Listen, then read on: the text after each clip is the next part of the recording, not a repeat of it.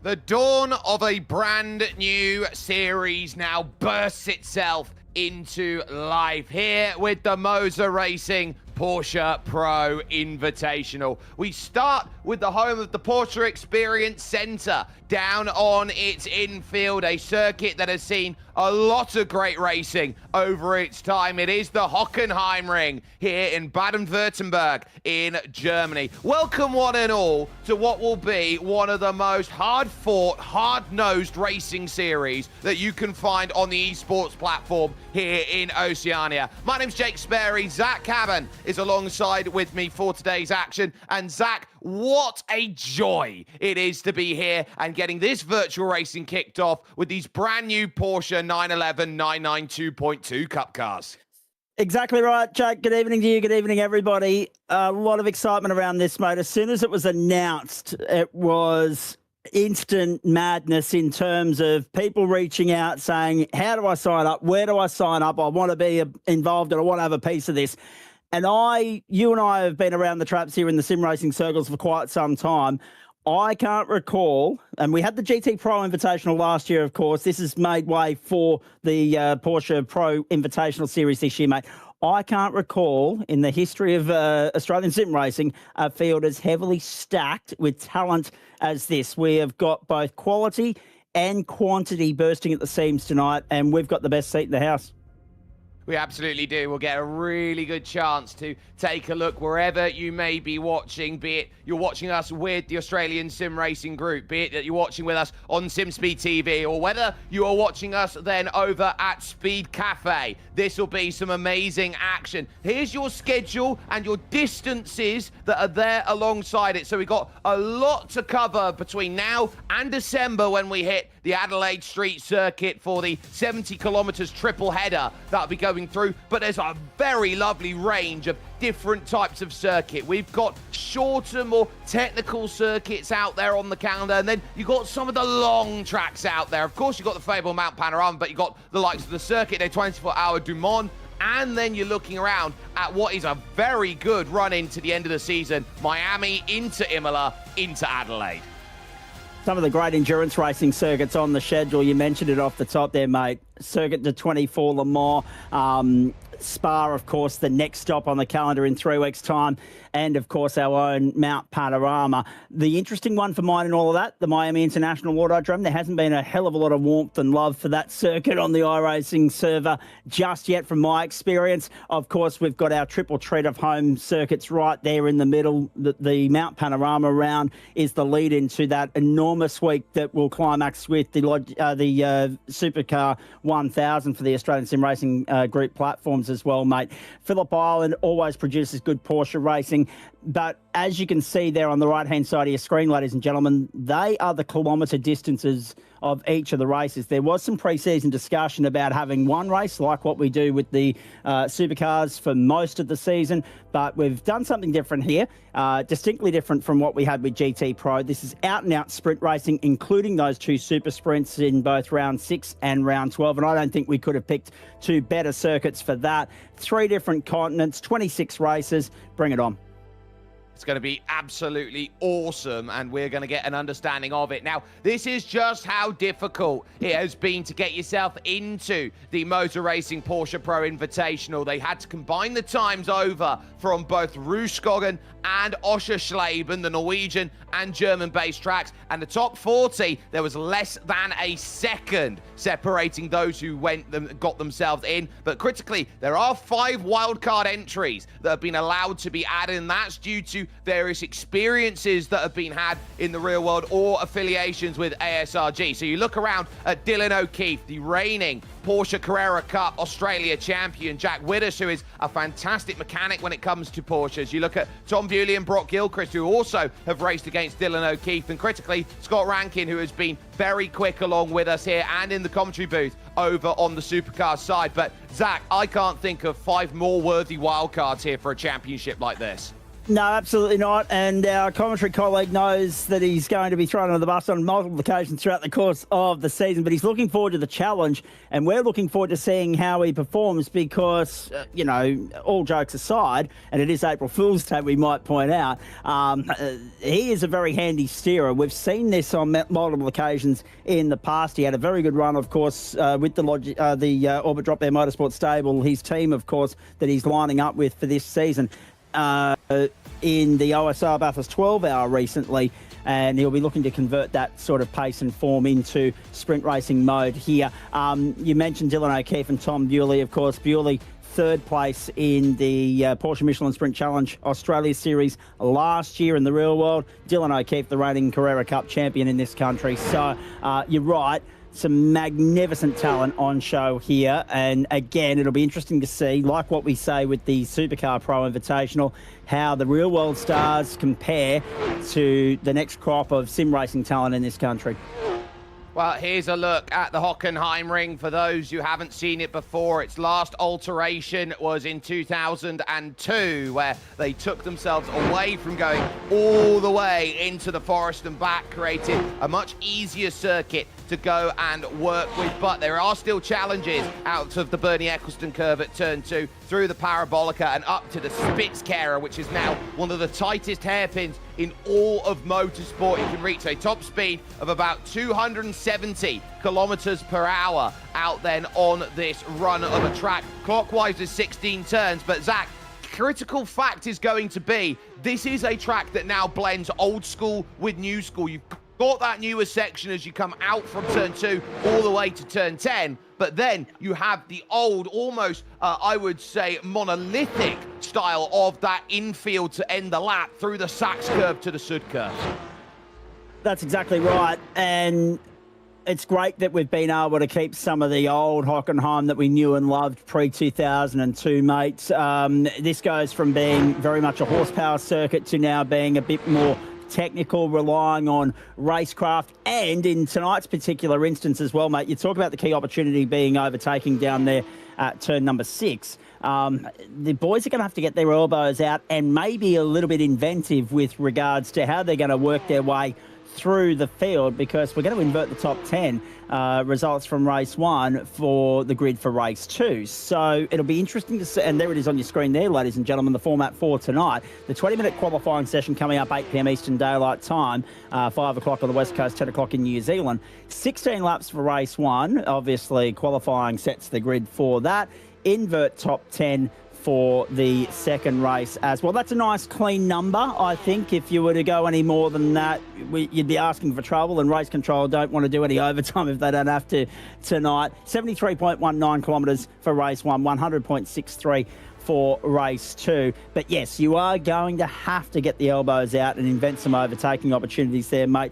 This is not a circuit that lends itself to smooth, flowing, easy opportunities for overtaking, which is where racecraft comes into it. But strategy goes out the door tonight, because this is out and out, lights out to flag racing. There's no trends of the pit lane required as per the supplementary regulations. If you have to come in, that's to your own detriment. It is, so you're going to have to be keeping an eye out on there. We do have some substitutes in today, so no Lachlan Capel, no Tice Hodge, and no Kane Ryder to start out this season run, but we will have in place Luke Swan, Stefan McCartain, and Jackson Raihana then to jump in and say, look, we're going to fill that spot. We're going to have ourselves an opportunity, basically with no pressure, Zach, here, with about 4 minutes remaining in practice, to say we're going to have a good go and we're going to be out there. And this is the driver to beat right now. Fastest in practice in the Falcon Sim Racing, number 56. Damon Woods, lightning fast, had himself some top split running at Sebring at the weekend for the iRacing 12 hours. So someone who knows what it takes to be a 1%er when it comes to sim racing. Exactly. Absolutely dominated, along with the rest of the squad that he ran with last year, of course, over there at Vermilion. The GT Pro Invitational that we had in 2025. He's now looking, of course, to come out and back it up, but in a different form of racing. And it's interesting too, because right throughout the pre-qual into the opening practice here for the new season, he has been the man to beat. He goes in with the target on his back, but that lays down the benchmark. That lays down the platform and the gauntlet for everybody else to try and strive towards. What will be interesting again is how he weaves his way through the pack in race 2, assuming that he can convert qualifying pace into a race 1 victory, etc. and so forth. He'll be working his way through from 10th. There's nothing to suggest that he can't do that, but there'll be a lot of people trying to prevent him any which way they can, because precious championship points are at stake. Just on your point with regards to the absentees tonight, unfortunate for Lachlan Capel, as we ride on board here with Corey Lazarus in 31st position. That guy is an absolute weapon behind the wheel of a Porsche. I'll be interested to get his thoughts on how he's handling the 992.2 compared to the 992.1. He had great success over on the platforms of the Gentlemen's Sim Racing Club in their leagues all through last year. And of course, he's been trying his hand in European sim racing as well. Lachlan Capel, unfortunate not to see him on the grid. He was, of course, the opening winner of the GT Pro Invitational last season with Hayden Veld. And anyone that misses a spot around along the way, that kind of makes it hard for them. Yeah, that sure, they'll turn up and they'll be able to run caution of the wind and not have to think about the championship implications, but it's unfortunate for their season to start this way, knowing that they're not probably going to factor in the championship picture when we get to the streets of Adelaide on the first Wednesday of December. Yeah, we're getting word that it will be a university event that Lachlan Capel's at, so that's why he's not there. There's your track conditions, and oh my, it is bitterly cold out there here today. It's an in-sim time just looking over towards 9 o'clock, a 19-degree air and track temperature, Zach. So these drivers, quickest conditions, most oversteery conditions. Yeah, and it'll be interesting to see how everybody combats that. They'll be working through the motions here. But what they've also got to take into consideration, Jake, is that as the day goes on, the qualifying time is going to be later into the morning. Then we get into the afternoon for races 1 and 2. Track conditions are going to change. They're going to have to be thinking on their toes. They're going to have to be thinking about what the car and how it's going to respond to those variable and changing track conditions throughout the course of the day. That's not a straightforward equation as well. That will catch one or two drivers out, I suspect, when we get into qualifying a little bit later on.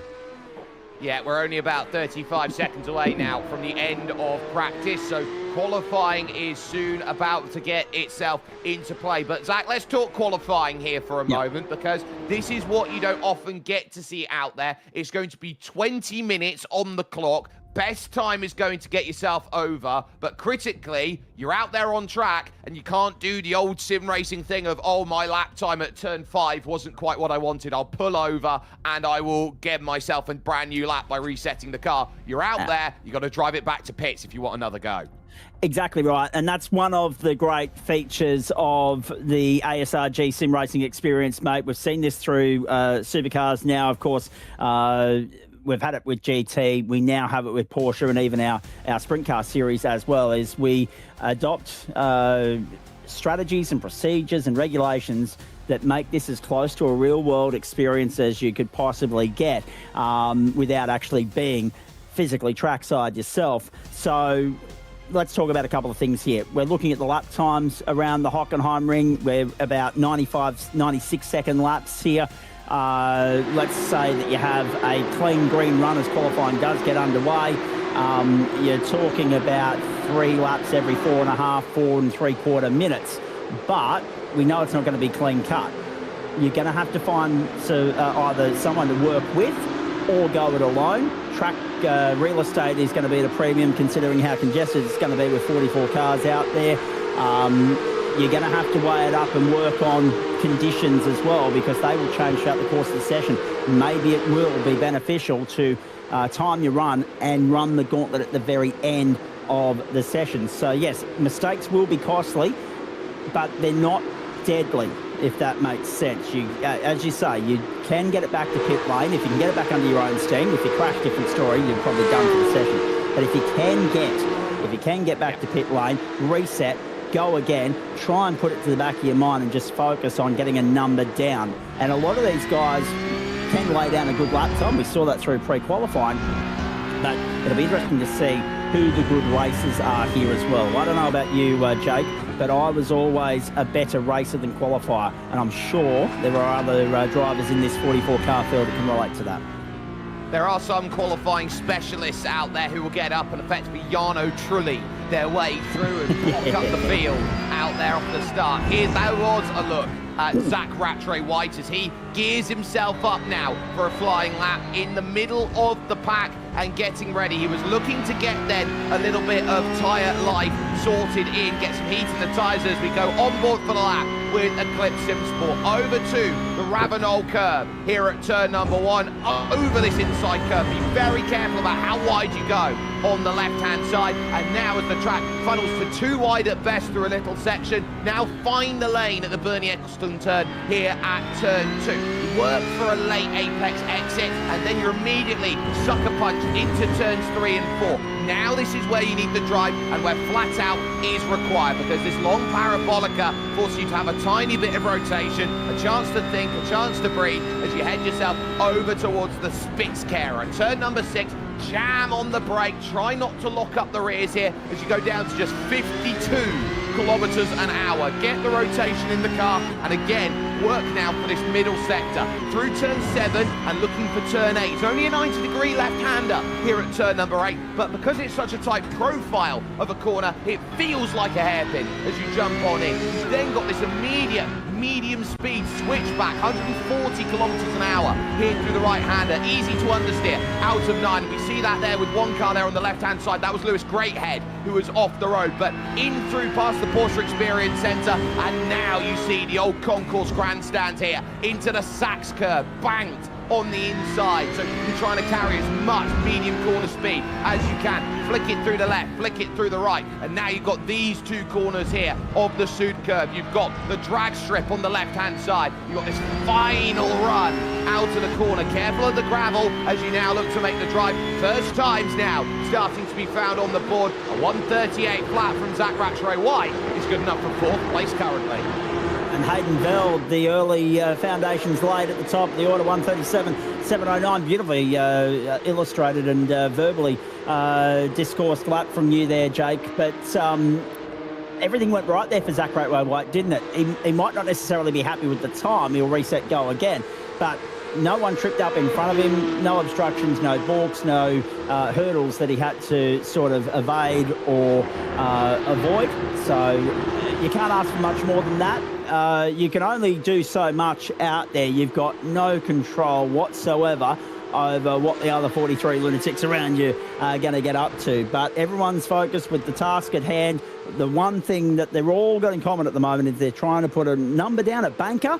And if they want to reset and go again, absolutely. Some, I dare say, will look at the first lap time and think, okay, we're good here. We'll park it for a little bit. We'll weigh up our options. But there will be a couple of drivers that will opt to do 2 or 3 hot laps here before they park it.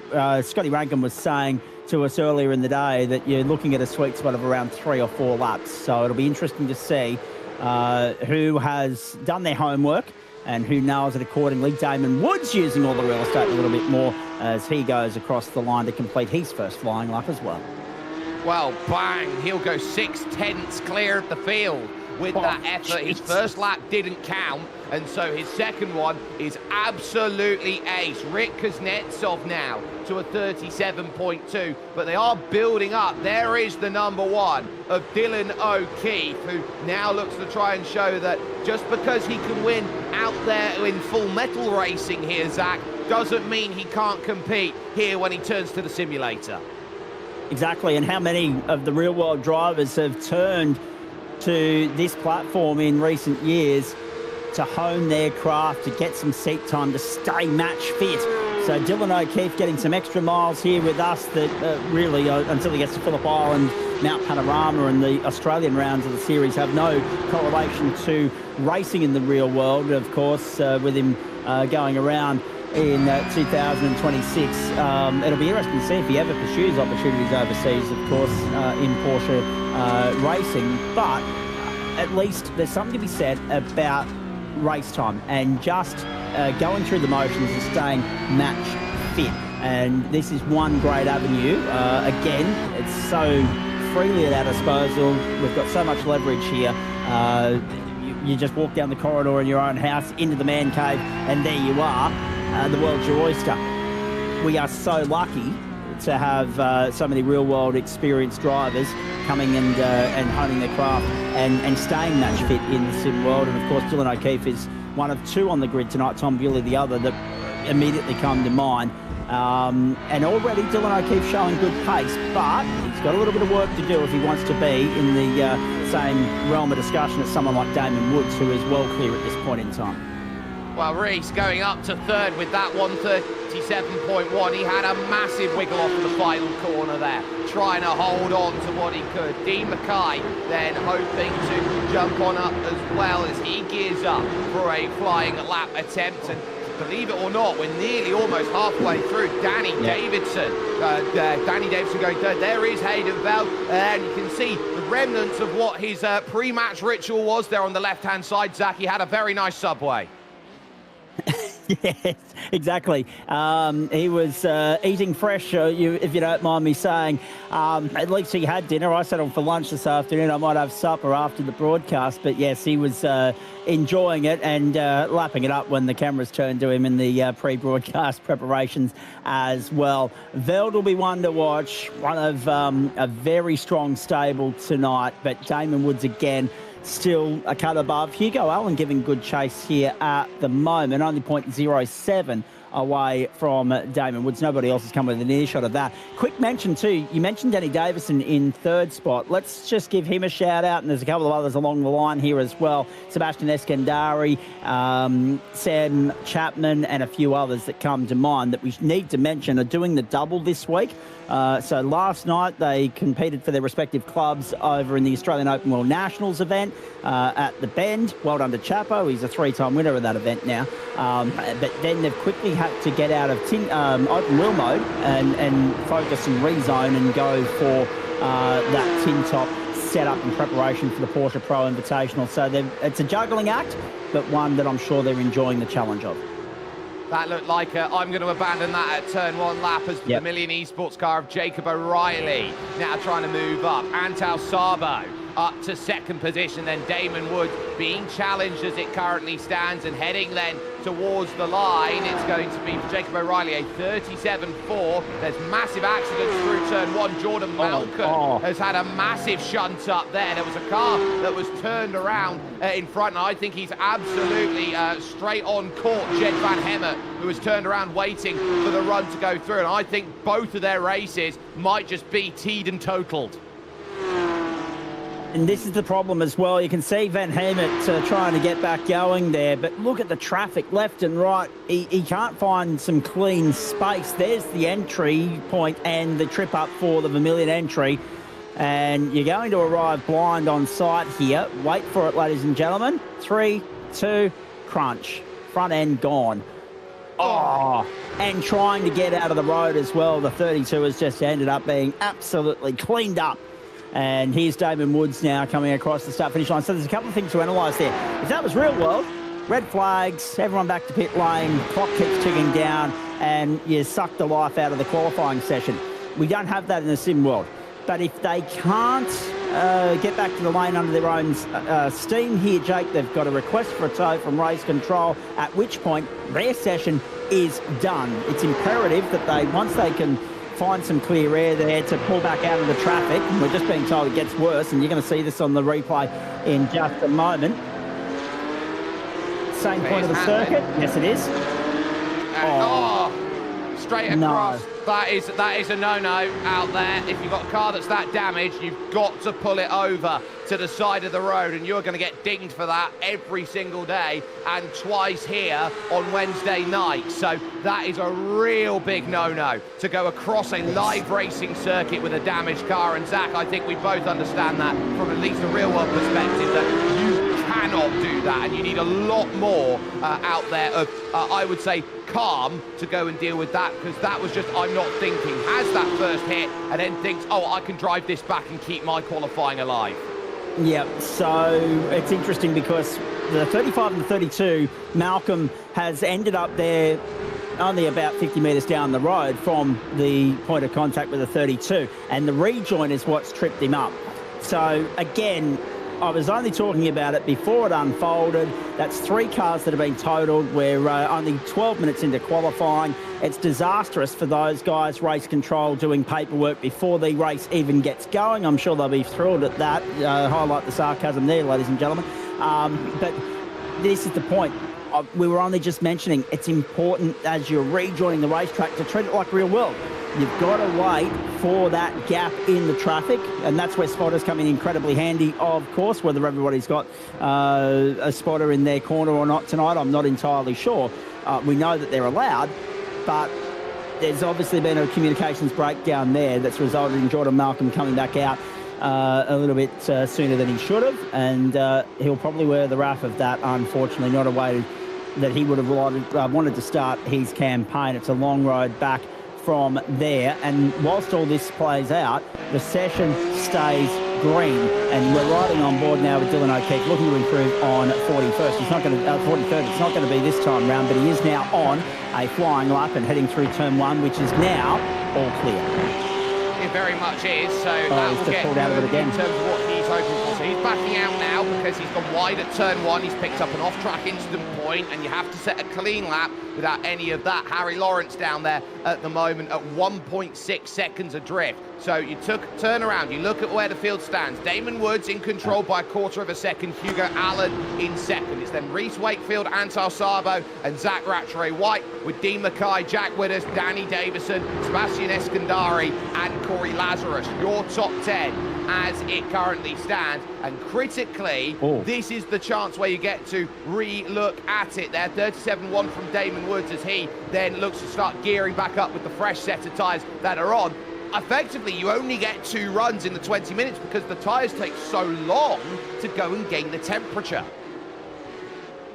Exactly right. 3 or 4 laps is that sweet spot, and we're at that point in the session where if you want to go green all the way through to the checkered flag, Jake, you've got about 3 or 4 laps, no more than 4, left in your run here. Here's Jackson Rayhana, one of the wildcard reserve entries for tonight, representing the Summit Sim Sports stable. He was unlucky last night in the Australian Open World Nationals as well, ended up on his lid on the final lap. Oh dear. It's been very interesting so far. It's been frantic, it's been fierce, it's been intense, and this is only the first of 12 qualifying sessions this season, ladies and gentlemen. So this is an indication of the sort of intensity you're in for on a Wednesday night when you join us for the Moza Porsche Pro Invitational. Denny Davison in the top 10 at the moment. Luke Swan there in 16th, coming back up onto the main straight. Another one of the invited drivers in the grid tonight from the 9.5 Sim Sports table. He's gone 16th, but only 0.63 off the pace. Top 35 by 0.844. We talked about that in the lead up, didn't we, Jake? The margin, the fine margin between first and 40th, making the cut and not in this series. 0.939 of a second. We're 0.8 of a second to where Sam Chapman was on that totem pole just a few moments ago. I think it was 35th, was it not? Yeah, so you're talking about how different the gap is out there, and another one in trouble at turn 1, and that is a big old wreck that we're going to see once again, and troubles for Corey Lazarus, who just pushes a bit too hard out there and finds that it'll be 12th at best. Then for him, his qualifying session over and done with. Zach Rattray-White improved to second. Byron Pierce having a great time in the 5:06. He found the time up to 5th. Here's the OG gear replay then into turn number 1. Catches curve on the inside, and he's beveled that curve. It all funnels to the middle to try and get the standing surface water out with the drain that runs through the middle of the curb sack, and it's creating havoc for the Michelin tyres. And this is the problem, isn't it? We were talking earlier about where the trip-up points might be on the opening lap, and we're all highlighting the hairpin at the end of the back straight. But they've now got to get through turn 1 and turn 2 first. And based on what we're seeing thus far, hold your breath and brace yourself for turn 1 by the looks of this. Everyone will be aware of this during qualifying, and they're on the absolute limit now, trying to lay the numbers down. But we know what turn 1, lap 1 can do to the mindsets of all the drivers in the cockpit once the red mist descends and the lights go out. So turn 1 is going to be a huge point of interest. Hopefully common sense prevails, and they'll all, caution will be the better part of valor there, and they'll work their way through. But I'm bracing for carnage at 1 based on what we're seeing in qualifying. Damon Woods. Remember as well, you've got to keep an eye out here on what the times are doing, because by the time the clock hits 0, we're in a heat race format here on iRacing, which means there is no case of you see the checkered flag, you can finish the lap you're on. If you see the checkered flag, that is it. So we are into the 2-minute warning out there in this one. Ryan Jones down in 33rd position right now. He's going to need to find a very good amount of time. He backs off of it, so he'll get another lap. 2/10 is enough for 20 places, it'll feel like, for him. Absolutely right, and this is the point. You highlighted it. Based on the times we're seeing thus far, the benchmark 136.604, if you're not back at the start-finish line by 1:37 to go in the session, so that's 1 minute and 10 seconds from now, that's it.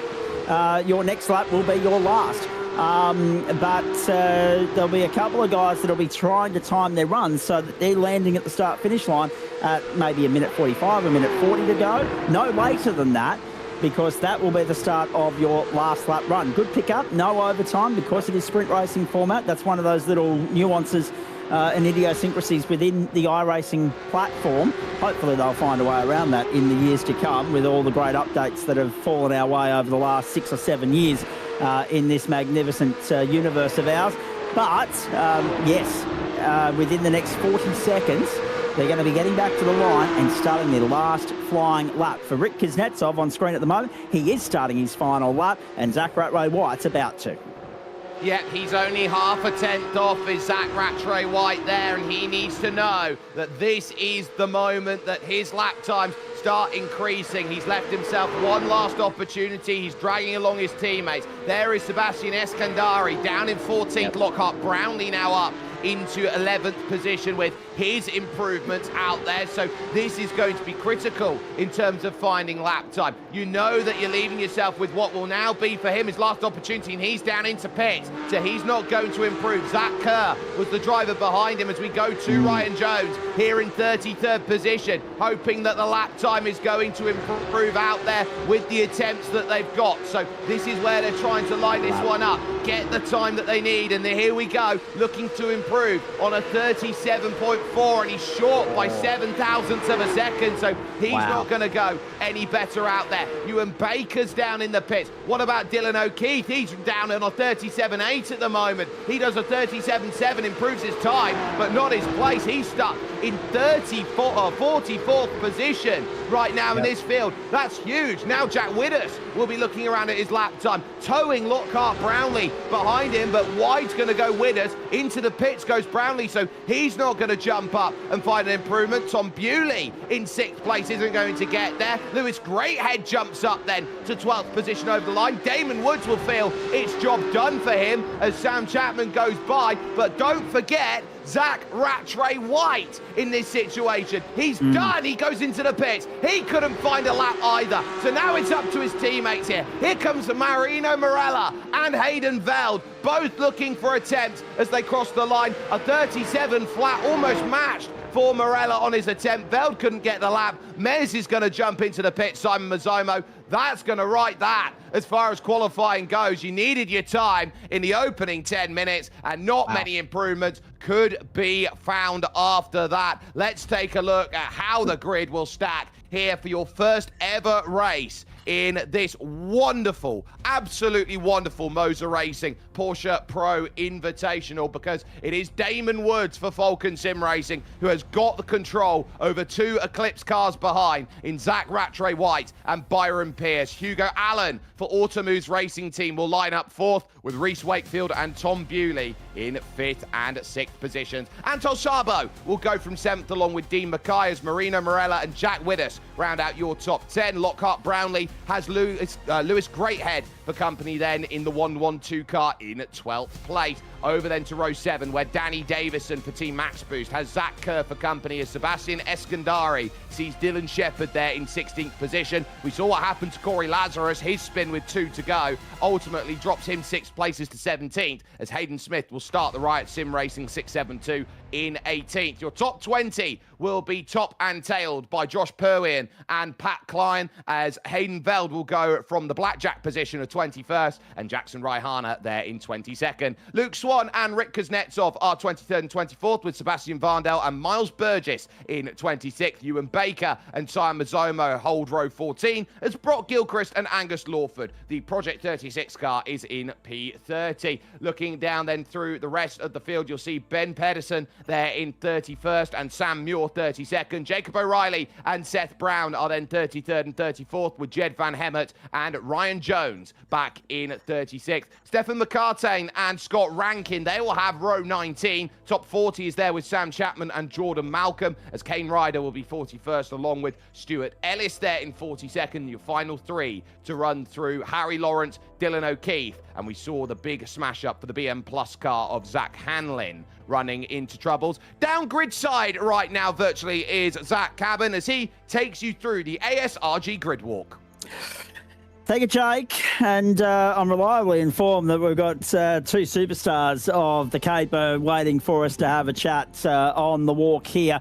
The first one that's jumped into the booth is a guy that I've commentated in GT4 more prominently in recent years. Hello, Sam Muir. Great to have you on board. A little bit further down the order than you'd probably like to be fair, mate. How have you enjoyed the experience of pre-qualifying and getting ready for what is arguably one of the biggest Porsche racing leagues in the country, if not the sim racing universe right now, to finally get to this point of the opening round?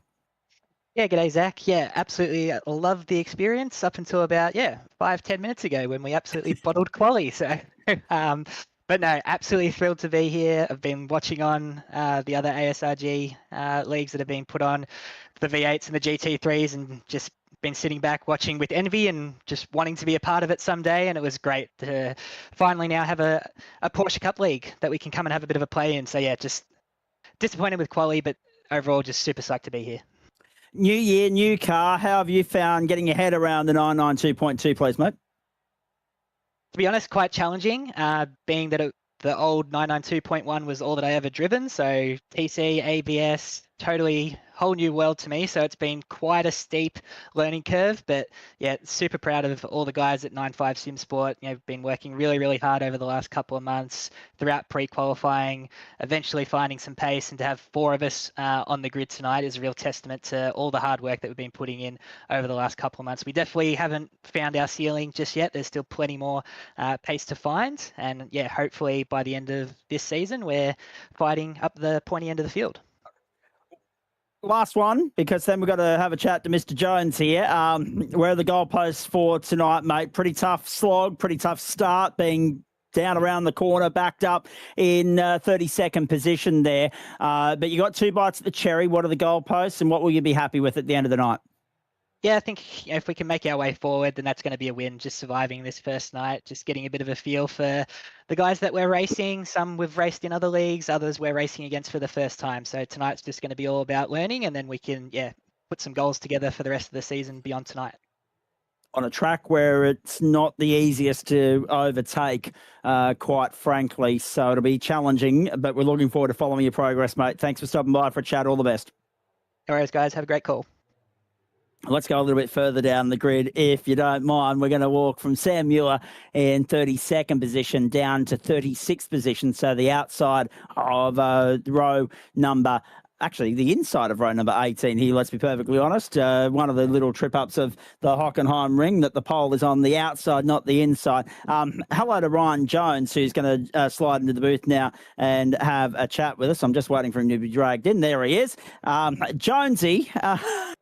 to be fair, this is not the way you would have wanted to start the season, mate. You and, of course, Dylan O'Keefe, your teammate there, in a little bit of trouble early on, outside the top 30, outside the top 40 in Dylan's case. But surely you'll be relying on the fact that you are, when we go racing, a pretty good racer to try and work your way through the field and salvage something out of tonight. Where did it go wrong in quali?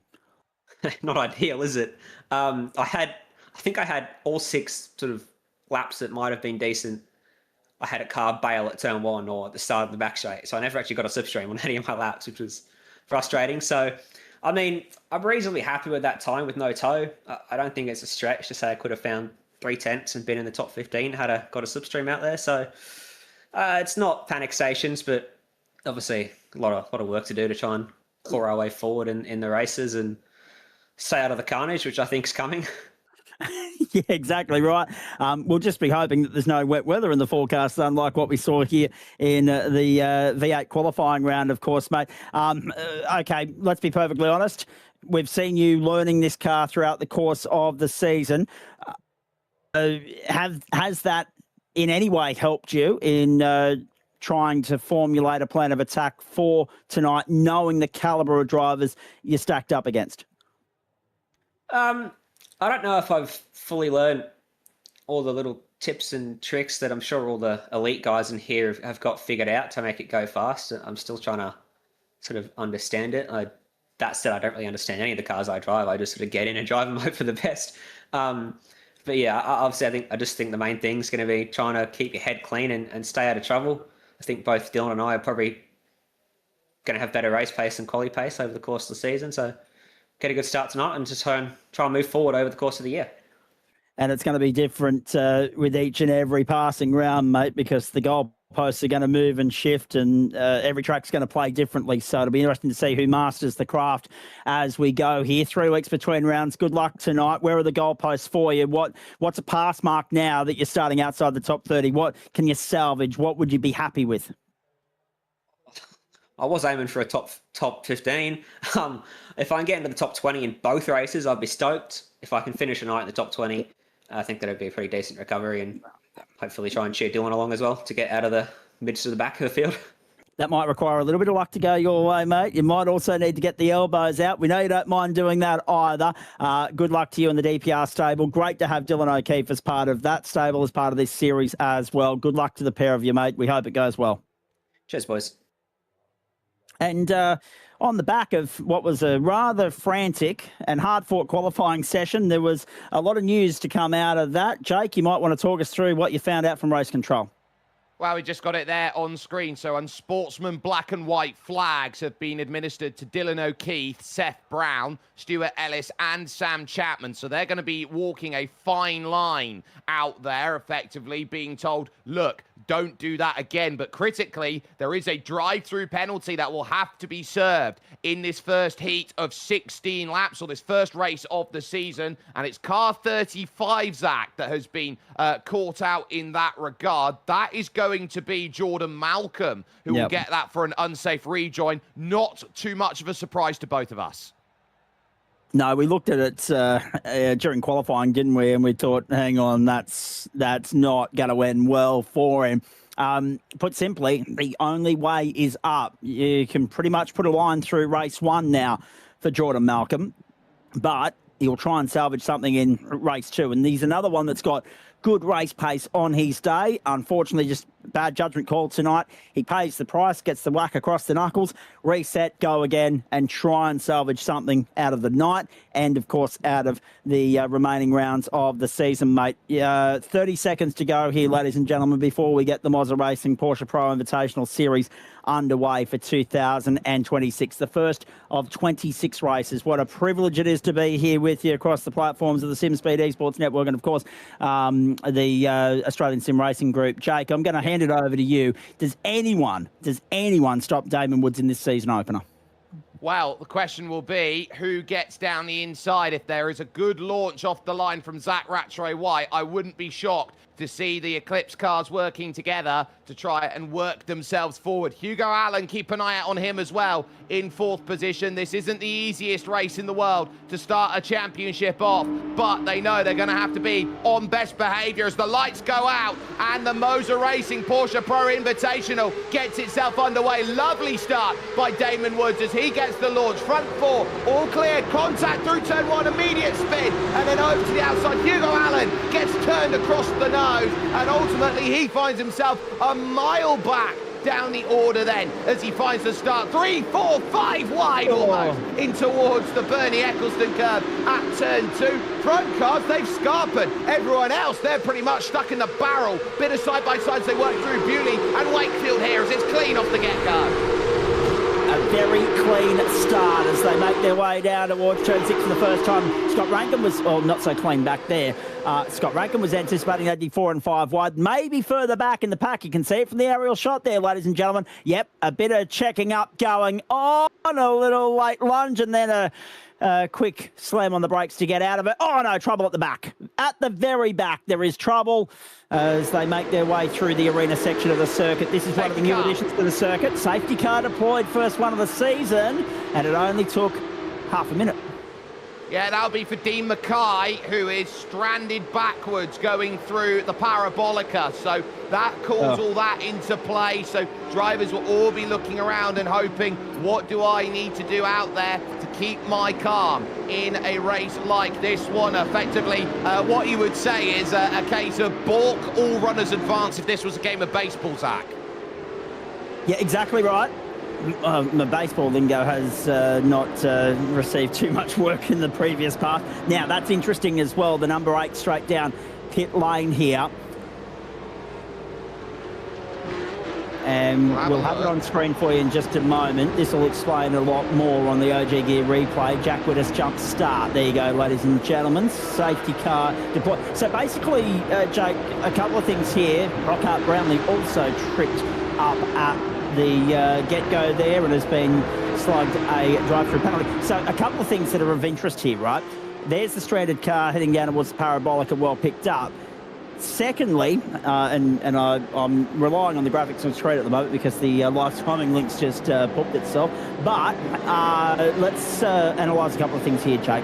Firstly, if you watch the start, you get an automatic chance to reset and have another crack with the restart coming up, albeit rolling in a few moments' time. And secondly, I'm wondering if there's something in the regulations about serving your drive-through for a jump start under a safety car. Because normally they don't allow you to serve a penalty during a safety car period. But it'll be interesting to see if they've found a loophole in the regs there. Well, it's mandatorily thrown here, the safety car. It's not an automatic safety car here in iRacing. It is a manual one, first and foremost, but what you get for a jump start is automatically flagged by the iRacing system, so there's no way around that. Jordan Malcolm has also been given the black flag, so race control will also be having a look at that to say whether he can or not. There's the effective tow now from Dean Mackay, who will be allowed now to go back to pits. And the first time out there that we get to see the Porsche Clubman GT4 safety car out there in play. Now, this is Hugo Allen, bogs down heavily off of the start of the race, finds himself in the 3-wide situation at a corner that is 2 wide, or basically 1.5 wide at the best of times. Turns in expecting no car there, Zach, and ultimately, where are you supposed to go at that point? Yeah, exactly right. You become a moving roadblock, don't you? So here's the incident for Mackay, and this one is why we're under yellow at the moment, ladies and gentlemen. Again, a case of no room to move. And how many times have we said it? We've seen a trend of this of late, Jake, wrecking in a straight line. I get that that's a curve, but at the same time, it is treated like an elongated straight. It is open full throttle. It's shades of Sebring all over again. Well, I look at that on the opening lap of the race, and part of that is actually how much they were pushed out wide through turn 4. So when you're understanding the opening lap of this race, you are trying desperately to understand, where is the car? Where is it placed? How can I get what I want? It was Zach Kerr who was on the outside. He was trying to get aggressive on the line and basically ran himself out of road, came back across to push. And here's the question, is he going to be in a place where he's very happy? So you can see he gets pushed off wide, he's in the grass, and he comes across and turns across the nose. There's no excuse for that. That is just very, very naughty. And he was in no man's land. You saw it on the replay with your own 2 eyes, ladies and gentlemen. He was actually in no man's land before that incident took place. Most of the car was, if this was a game of tennis, let's continue with the other sporting analogies while we're going. If this was a game of tennis, yeah, on the line is in, sure. But in motor racing terms, more of that car was on the ripple strip and the AstroTurf on the adjacent side of the ripple strip than what was on the actual motor racing bitumen. And race control, again, will look at that with respect to driving between the 2 white lines, because that's the real estate, that's the playground, and anything beyond that will be deemed no man's land. So race control already with a bit of work to do. We are under safety car. This is the second full lap of the caution, and Damon Woods has led every lap of the race so far. He's led the pre-qual, he's led the practice, he's led the qualifying. He's sitting pretty at the moment is D. Woods for Falcon Sim Racing. Now, Zach Ratway White, Byron Pearce, good start from them. Reese Wakefield, Tom Bewley, a good jump. And Antal Sabo as well will be happy to have got through unscathed. Sebastian Eskandari's made big inroads in the opening stages here as well, Jake. That's a really good start. Only 13 years of age, the youngster. Has recently gone over to New Zealand, competed in the New Zealand Formula Ford Championship, going gangbusters, right? He's a name to watch with a view to what he might do in the real world on the international stage in the years ahead. He's just recently sold all the karting gear. He tore it to shreds there. And now, of course, he's enjoying an opportunity to hone his craft in the sim world as well. Another one backing up from the open wheeler Nationals last night. So we make our way around behind the safety car, and this just builds the intensity and the anxiety around all this a little bit more, doesn't it? It very much does out there, as we get word that a 5-second penalty has been assessed to car 43. That's Dylan Shepherd, who's currently in 10th position right now. So he'll have 5 seconds added on to his end race time as far as that stands for him. So that's going to really hurt. What will also be worth noting out there is those drivers now, as they're getting them set up for this restart here on lap 4, as the safety car has pulled itself away. Damon Woods will have control of the field. Damon Woods has already got 5 championship points in the back pocket for his pole position out there. Rattray White with 4, Pearce with 3. It's 2 points for Hugo Allen and 1 point for Reese Wakefield. So they've already scored some points out there overall. But Damon Woods looking to get the launch hit through this short shoot run, try and pick up the gap, and he's got a nice jump there of a couple car lengths as we'll get back to running here on lap 4 of 16. And looking at that launch, a single file run to get going immediately. Look in the back there, Eskandari trying to get the jump here on Molina, and already another one goes around. That's the 6.72 pointing in the wrong direction there. Big disaster for Hayden Smith. And more. And more. This time out of turn 1. Again, how often it's going to be a trip-up point tonight. 2, 3 cars around at turn 1. And 2 of them stuck there, stranded at the moment. Josh Perwin pointing the wrong way. One of Vermilion's chances. 3 wide on a run down through turn 5. Pat Klein won't be happy, neither will Ben Pedersen here as that 3 wide's going to go through. There's more trouble in the back as Rankin has gone around then out there with Muir as now they push into the hairpin and they've been bunched up, and understand that this is going to be a very, very tough race. They've got to try and hold themselves with some account and know they've got to take what they can with it. Zach Kerr with that drive through course, now the lunges down the inside into turn 8 and shoved out wide. There's one behind the back, that's Lazarus, who has a half slide as he goes through. But it is so busy in this mid-pack right now. It's calm in front, second safety car. Another one. You just get the feeling that it's going to be that sort of night, don't you? Stop, start, and a whole heap of mini sprints within what is already a sprint race night and a sprint race season. Pat Klein for 9.5 SimSport parked up. That's the exit of turn 2, I think. And that is unfortunate for Pat. His race ends. Remember, they get a chance to reset and go again in race 2, of course, ladies and gentlemen. But his night, for the moment, is on ice. And this is how it happened, again, off the restart. How many were there? Oh, this was actually turn 1. It was the outside of turn 1. Smack bang into the wall. He was the one that we couldn't identify that went out of shot, looking up from turn 2 to turn 1. Suspension gone, as you say, Jake. He's not going to be able to drive it out of there. And the safety car, the safety car driver's going to earn his keep tonight, isn't he? Well, he's going to get most laps led here today by the sounds of things at this moment in time. So straight back out there, Damon Woods. He won't mind this one bit because he gets to tick off the lap, the Vermilion car. So this is what we're seeing quite a bit of here. Cars catching the inside curve there, that sausage curve on the inside, getting that car up on 2 wheels, this Porsche 992.2, and then unable to hold the grip. And so everyone's seeing these spins around. There's not much that you can do about it. And that first corner of Ravenel is one of the toughest corners out there on track because it's something unakin to anything you really find anywhere else for a turn 1 in motorsport. Closed apex corner, single file through it, and committed as anything. And this is the point.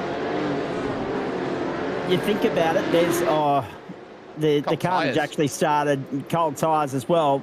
The carnage started well before we got to turn 1, as you can see there on the OG Gear replay. What was interesting in all of that as well, the little trip-up points that you find by exploring the limits throughout the course of practice and qualifying, among other things.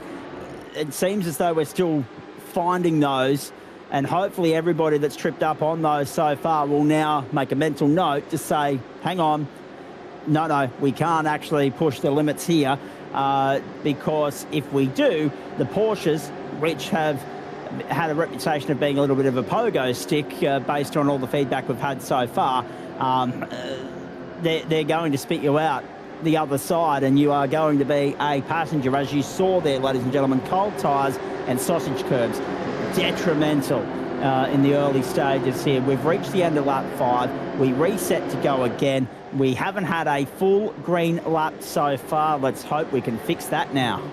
So a short safety car period to clear everything. Damon Woods back in control. Some big gainers. Eskandari's up 9. Hayden Veld is up double digits. Right, Hana up 9 into 13th. But Damon Woods, no calm. He goes a little later this time in order to get the launch off and away, because he wants the drivers behind to also have a good launch off this start. He's clean through turn 1 as they work themselves through, single file through the pack, and they know that they want chances to be aggressive out there. To the Bernie-Eccleston curve now, too wide, too deep it is. 3rd, 4th, 5th and 6th right now. Good launch by Pierce, gets around Tom Bewley, Wakefield and Eskandari continuing on, and here in this group right now, Raihana getting himself involved here. He wants a move on Hayden Bell. One of the invited drivers into the field for tonight and making the opportunity count. 12th at this point in time, looking for a spot in the top 10. Look at the defence work from Greathead and Veld as we hit the hairpin for the 6th time. And let's hope we can get out of there cleanly. It hasn't been the trip up point we expected it to be thus far, but now, less time, less opportunity. Whoa, there we go. Another spin. The 144 pointing the wrong way. That's Reese Wakefield out of the top 5, and more trouble on the exit of the arena left-hander as well. Reese Wakefield, Byron Pierce, that is on your screen, pointing the wrong way. Oh my goodness me, 2 contenders out of the top 10, rubbed out of it on the first full green lap of the night. Eskandari had a look down the inside of Byron Pierce. That's why we see the moment there, and critically at the Spitzkara, it was Tom Bewley then making huge progress on the lunge through, getting himself up to 3rd. A couple spins, but critically, both kept it out the barriers, so we stay racing here at the Hockenheimring on what are some very cold conditions here right now in Baden-Württemberg at this stage in time. Shepherd here in 7th, holding himself steady. Woods now finally can put the fastest lap in his back pocket as now they can try and get themselves set. We'll take another look then at this. There's the look as they now try and pivot through. This is what you need, trying to work this one through. Oh, how do you even spread the gap like that? That looks like one of the old police chases. I like it. Like an episode of Cops. Oh, look at the damage. It's absolutely torn to shreds for Josh Perwin. Caught up in yet another incident. And now Lockhart Brownlee as well. Is this a case of another straight line incident for Lockhart? Have a look at the OG Gear replay of Perwin. We're back live on the bottom right-hand side of your screen there, ladies and gentlemen. Simon Mesmer on the car park at turn 7. Not good on the inside here, and they're trying to clear quickly. Jack Widders is involved in it. It's the slowest part. I think Raihana went for a half spin, and basically everyone who chose the inside line chose incorrectly. We've got another spinner out there now in Ewan Baker, who's gone around. Sam Muir is trying to limp on back. We didn't expect a race like this of 70 kilometres to create this much craziness, but you add the conditions, you add the factors well here, Zach. It's the first time all of these drivers would have driven against each other in anger. They don't understand how each other are going to race. Well, that's exactly right. There are some drivers within the field that will be familiar with some of their opponents based on other leagues and other championships and other disciplines that they've raced in, not necessarily Porsches, but yeah, there are some new names to them, to us as well. We don't know what it's going to be like, and the other interesting thing in all of that is I think there's something to be said about first night nerves, nervous energy, and also trying to send a message, make a statement on the opening night. The only person successfully doing that at the moment, of course, is the race leader Damon Woods, but this guy's impressive as well. You talk about converting real-world performance into sim-world potential. Tom Bewley, 3rd last year in the Porsche Michelin Sprint Challenge Australia Series, is staying true to form here so far for Momentum Racing in the early stages as we take the OG Gear replay of the hairpin and just how hectic it is down here at this time of the night. This is from the previous lap, the checkup. Yeah, have a look at that. 1, 2, 3. A few bumps and grinds there, the spin, and everybody checked up. So 3, 4 cars compromised in all of that. A few others sustaining a little bit of panel damage, no doubt, with the bump and rub. But at least we stay green.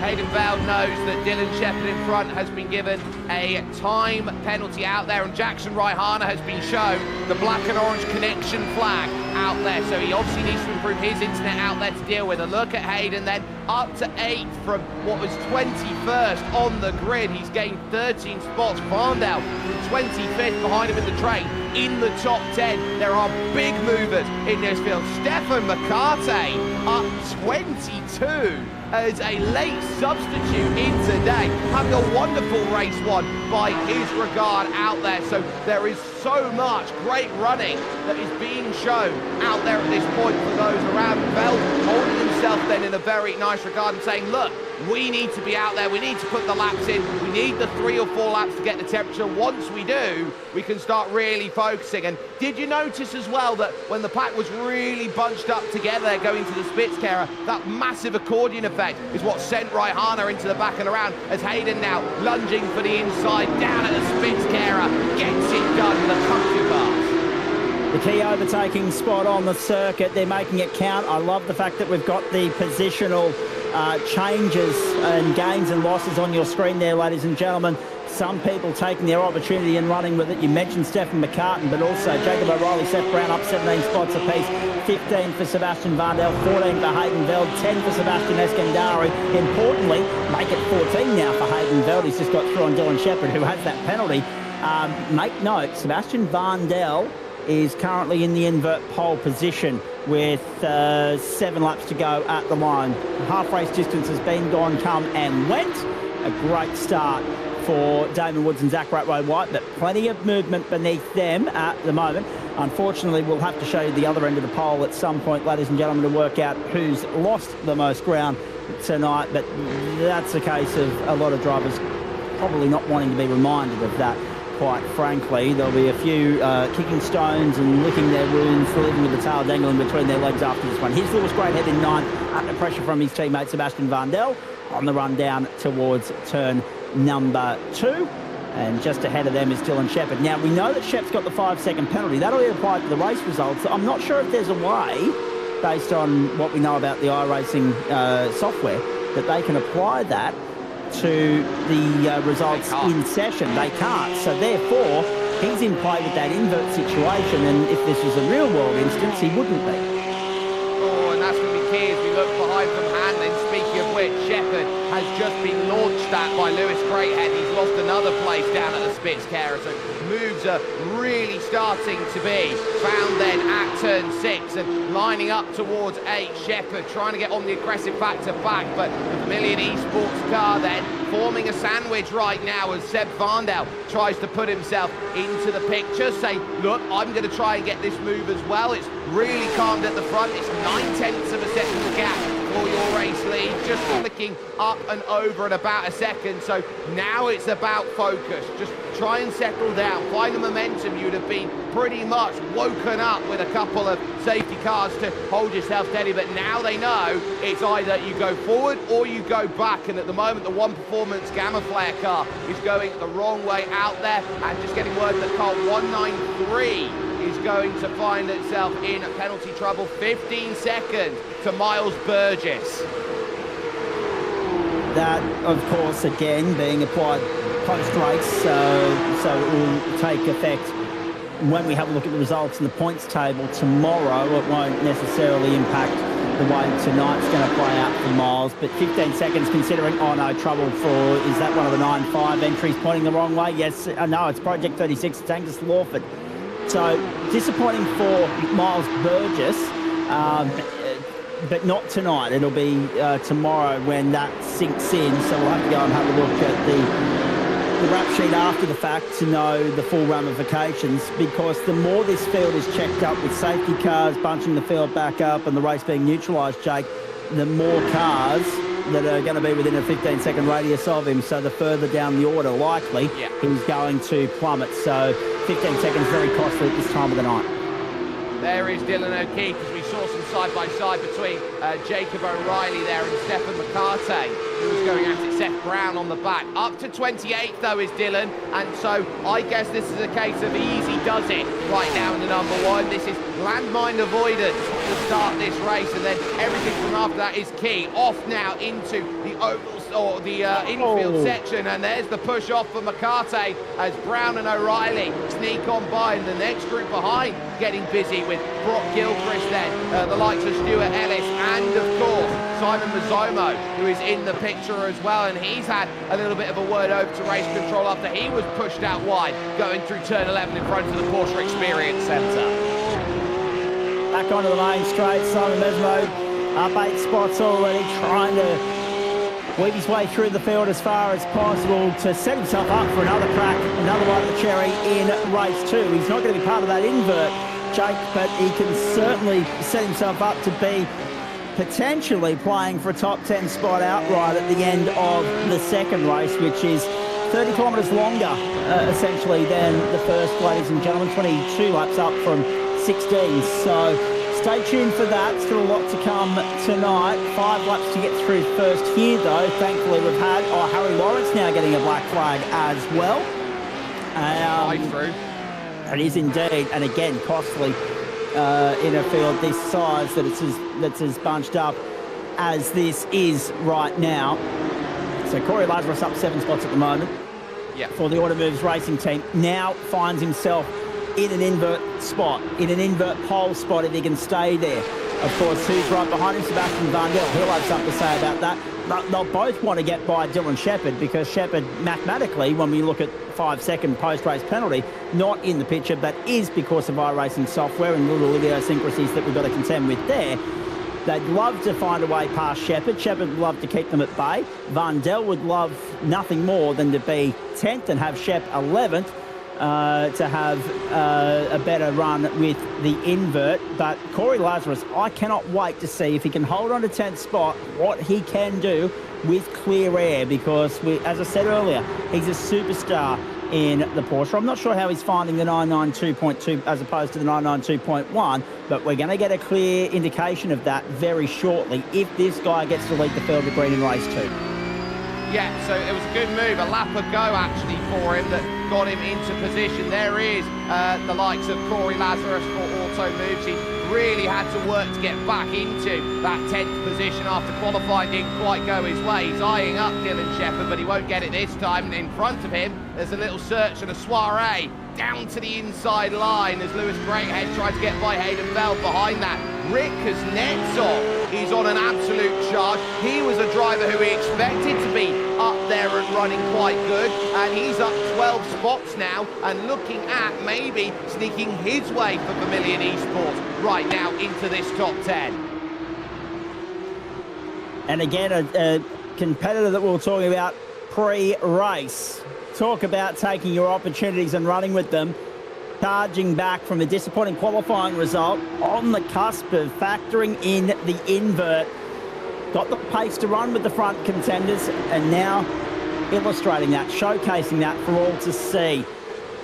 Damon Wood, Zach Ratway-White, no one touching them at the moment. Ratway-White within half a second of Damon Woods. Tom Bewley and Antel Sabo there in third, and Sebastian Eskandari fifth, 3 laps to go.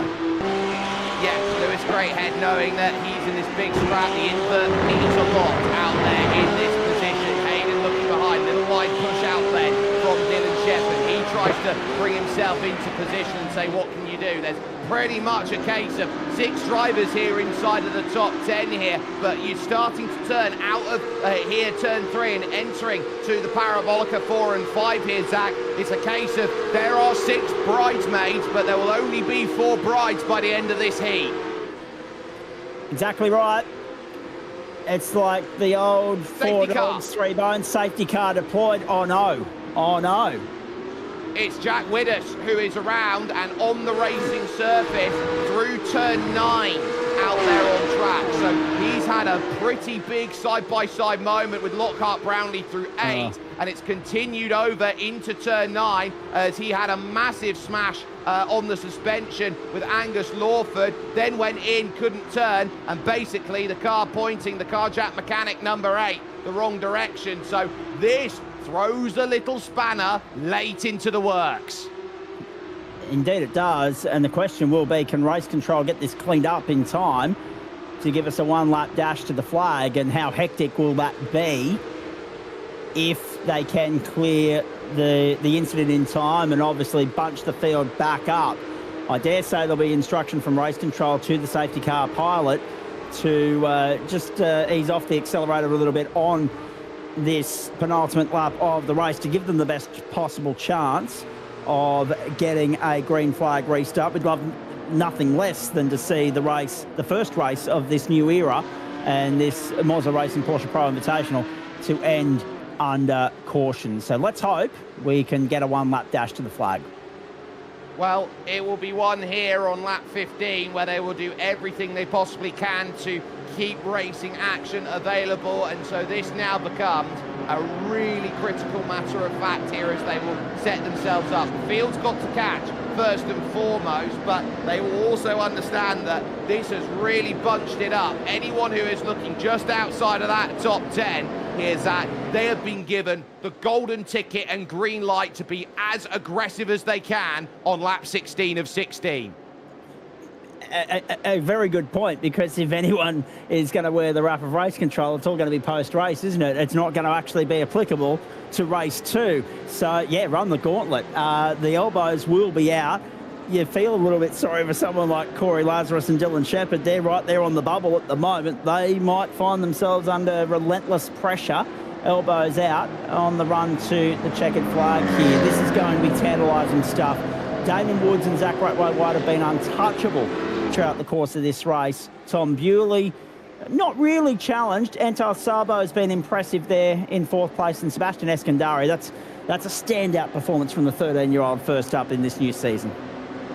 Yeah, this is a wonderful start if you want to understand just how quick you need to run in the early stages of a season. It's all about building up for your opportunity, giving yourself as much chance out there, and so that is going to be a really, really good sense of where everyone is now eyeing this one up and lining it up then. And I wonder whether, if Damon Woods is looking at it, he's had 2 chances. He's gone early the first time, he went late the second, and he got the jump that he wanted on both occasions as he went on through. So I think as that all sets itself up ready for what will be one final lap here around this Hockenheimring for this first race of 2 tonight, it's a case of you've dominated every lap, and where you go, he goes back to the early call then of trying to get himself the jump that he wants on Zach Ratway-White. He was a little bit better this time, was Zach, in terms of how he needed to go and get this move. Barney waves the white flag then, which indicates 1 lap to go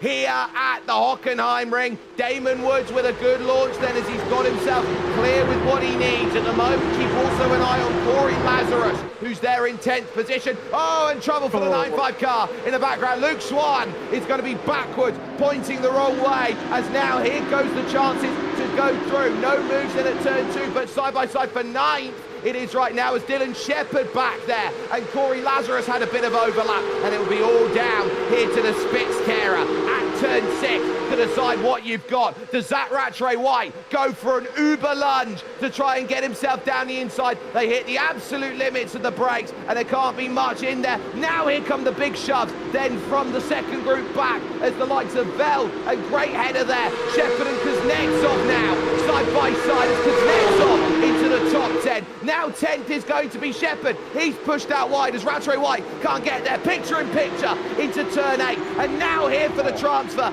There goes the move then through at 8. Lazarus sneaks himself back into that top 10 then. Shepherd looking on the outside in. And Varnell's there. Contact. Lazarus is going to go around. He's going to find the barriers. So there the in's going to go Shepherd. And Seb Varnell now into position at the Sachs curve though, at an arm's length from everyone else, as if this was a case of watching a little bit of footy out there at this point. They haven't been able to get anywhere near him in race number 1. Damon Woods is going to come to the line and take the opener here at the Hockenheimring. Brilliant from Damon Woods. Clinical, led every lap. Varnell comes home in 10th spot. There's your invert pole sitter. I said that the gloves were going to be off on that final lap. You feel for Corey Lazarus. He's stranded there, parked up on the exit of the arena section of the circuit. Helpless, despondent, and now having to reset and refocus and try and weave his way through an enormous amount of traffic rather than looking at clear air ahead of him. Just wretched luck But we predicted that, didn't we? We said that no one was going to leave anything on the table. The gloves were going to be off. The aggression was going to be up tenfold. And we saw it there on your screens, ladies and gentlemen. But as Jake said, well played, Damon Woods. 1 from 1, laying down the foundations and sending a message to the rest of the paddock saying, I can convert 1 lap pace into full race pace. Catch me if you can. And well done to Zach Ratway White for going with him for much of the journey as well. And Tom Bewley rounding out the podium. Yeah, the margin of victory then is about 3/4, or I would say nearly 3/10. So it's 3/4 to 3/10 of a second as Tom Bewley finishes third and Antal Szabo is there in fourth. 4 Vermilion cars and 3 Eclipse cars in your top 10 as Sebastian Eskandari is fifth. Marina Morella is there in sixth as Hayden Veld, Lewis Greathead, Rick Kuznetsov and Sebastian Varndale have a barn burner to get themselves then the invert as it sets. Dylan Shepherd would finish off 11th ahead of Seth Brown. Those drivers started, well, Seth Brown, your biggest mover in the field, up 22. Well, actually, he was one of the biggest movers, up 22. It was 20 for Jacob O'Reilly. Miles Burgess to 14th. McCartane as well, making good progress as well from 37th to 15th. Your actual biggest gainer is Stuart Ellis, up 26 spots. From 42nd to 16th, and you said you couldn't quite get some places. OPR 3 in a row out there. Brock Gilchrist and Ryan Jones 17th and 18th. So Ryan got what he wanted. Kane Ryder 19th and Simon Mazzomo rounding out your top 20. Over the page, you got Hayden Smith and Zachary Hanlon. They are 21st and 22nd with Zach Kerr and Dylan O'Keefe up to 24th. Byron Pierce, Ben Pedersen, Lockhart Brownlee and Ewan Baker make up 28 as Harry Lawrence, even with a drive-through, is 29th and Hugo Allen from 4th all the way down to 30th by the end of the checkered flag. Angus Lawford and Jordan Malcolm would then be 31st and 32nd as Sam Chapman with Reese Wakefield would be 33rd and 34th. Luke Swan and Scott Rankin down then in 36th. It's Jed Van Hemert who is the last car on the lead lap as one down would be Corey Lazarus, unable to find the finish. Jack Whittaker retiree along with Sam Muir, Danny Davison, Josh Perwin and Jackson Raihana with Pat Klein and Dean Mackay also retirees from race number 1. Zach, I think it's safe to say out there that not many cars from race 1 are going to be healthy looking heading into race 2. They're going to have to do a lot of work down in the virtual pit lane to get the panel beaters out. Yeah, exactly right. And it's at this particular point in time that you're very thankful that this is the virtual platform. Otherwise, that would be an expensive bill for quite a few drivers going into that second race. You nailed some standout performance there. I'll be interested to see when we look at the points breakdown at the end of that. Jack Vittis obviously didn't see the checkered flag, nor did Corey Lazarus. Corey stranded on track, as we saw there. He will probably still be classified as he's only 1 lap down. Vittis has passed the 75% marker, but did trigger a safety car, so it'll be interesting to see whether he was picked up a handful of championship points for his efforts. But yeah, there'll be a lot of drivers working feverishly away in the background, trying to work out where it went wrong, where it went right, and how they can potentially turn it around and improve further in some cases, and just in general for the rest of them when we get to race 2. You mentioned Ryan Jones. Great charge, great hustle from him. Not so much for our commentary colleague, Scott Rankin. He got hustled and bustled a little bit as we went there, but all class at the top of the field. That was brilliant from Damon Woods. There's a reminder of the calendar for this season if anyone's just joining us too, ladies and gentlemen. Very European-centric first half of the season. Yeah, so we pretty much tour twice in Germany, once in France. We go to Belgium, the Netherlands, and to Austria over the course of that. 4 Aussie tracks in the final 6, but critically also trips to Miami and to Imola to go and deal with as well. Adding 30 kilometers on to this second round of, or second race of the season. So it'll be 100 Ks. They will run 22 laps worth of battling that they've got available for them. And this will now test the drivers who have moved on up. How good are your defensive skills? It forces drivers not to basically be sitting at the front, Zach, running away. They will now have the chance to say, look, we got to go out there. We got to be aggressive. And we've really got to go and say, look, I'm going to jump in and I've got to make clean and decisive moves. Exactly. To your point, when you look at this circuit, we've already seen how difficult it is to execute an overtaking manoeuvre. So you don't want to end up in a position where you get it done, but you botch the continuation on the exit of the corner and the consolidation of it, Jake. You want to be able to, as you say, make it clear-cut, make it concise, finish the job in one hit rather than having to reset and go again. The more you do that, the more time you lose out of trying to reel in other would-be contenders further up the field. And I was about to make the point, well, they've got an extra 6 laps to work with here, and the probability of a safety car is skyrocketing high at 100% at the moment, based on the fact that we saw it 3 times in the opening race there, and that was only 16 laps. But if this goes green all the way, yes, you've got 22 laps, but you need to make the inroads early whilst the field is bunched up, because it didn't take too long for everybody to spread out, mate, as soon as we got a couple of clean green laps in.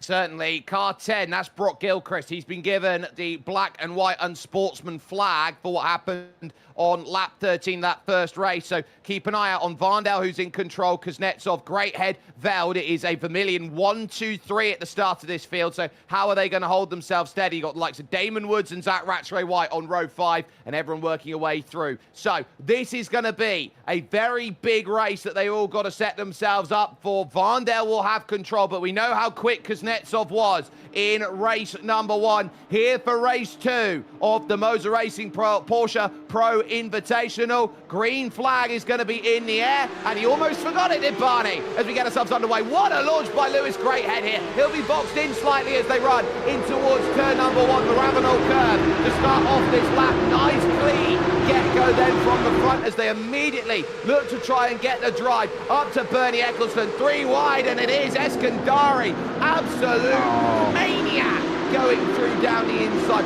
What a launch by him, already up to 3rd and now eyeing 2nd. No fear from the 13-year-old. I love that in the early stages. And he's setting himself up for the best possible opportunity down here at the hairpin. Byron Pierce, jump start, gets a black flag, a drive-through penalty. And up the outside goes Eskandari, almost into the back of the early race leader. But can he get the job done here on the exit of 6 and up to 7?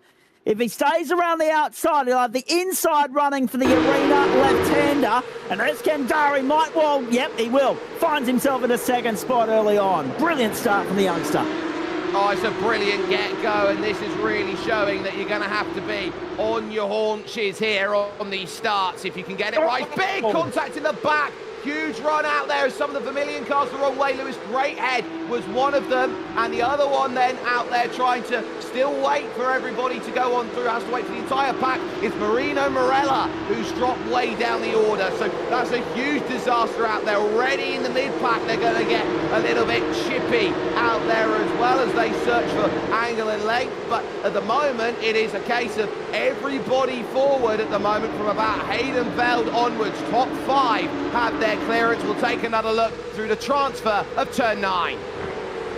On the replay to the left-hander, yeah, just unfortunately a little bit of door rubbing there, and no net code involved in that one, which is nice to see. A nice change of pace from iRacing's end.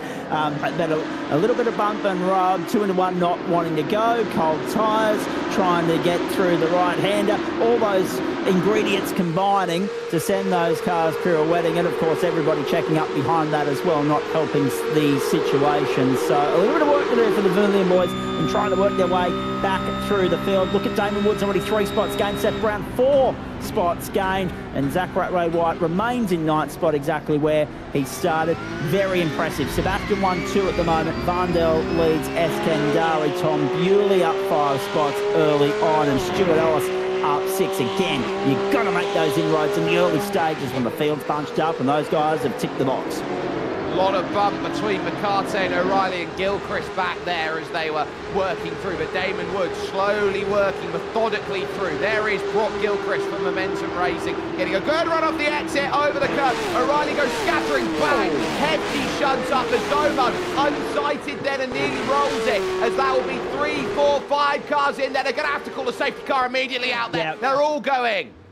It's our version of Sebring. We were only replaying it in Discord before the broadcast got underway in the Pro Invitational for the Supercars in 2024. It's our Sebring, ladies and gentlemen. So many casualties caught up in that, and the totem pole on a pendulum at the moment, just yo-yoing all over the place.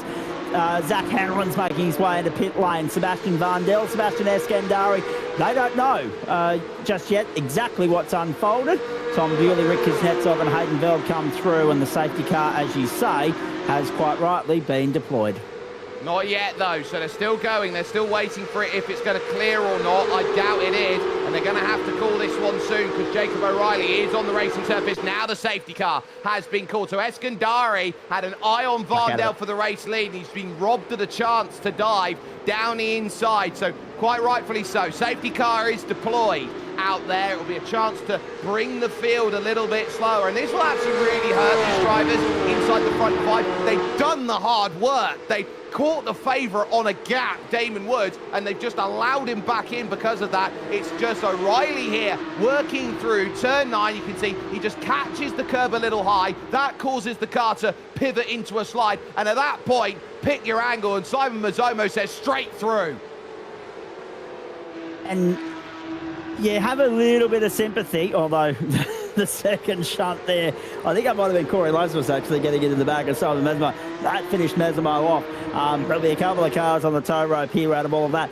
But credit to these guys where it's due. I mean, cut them some slack if you're watching at home and thinking, hang on, they're just driving straight into the fire pit here.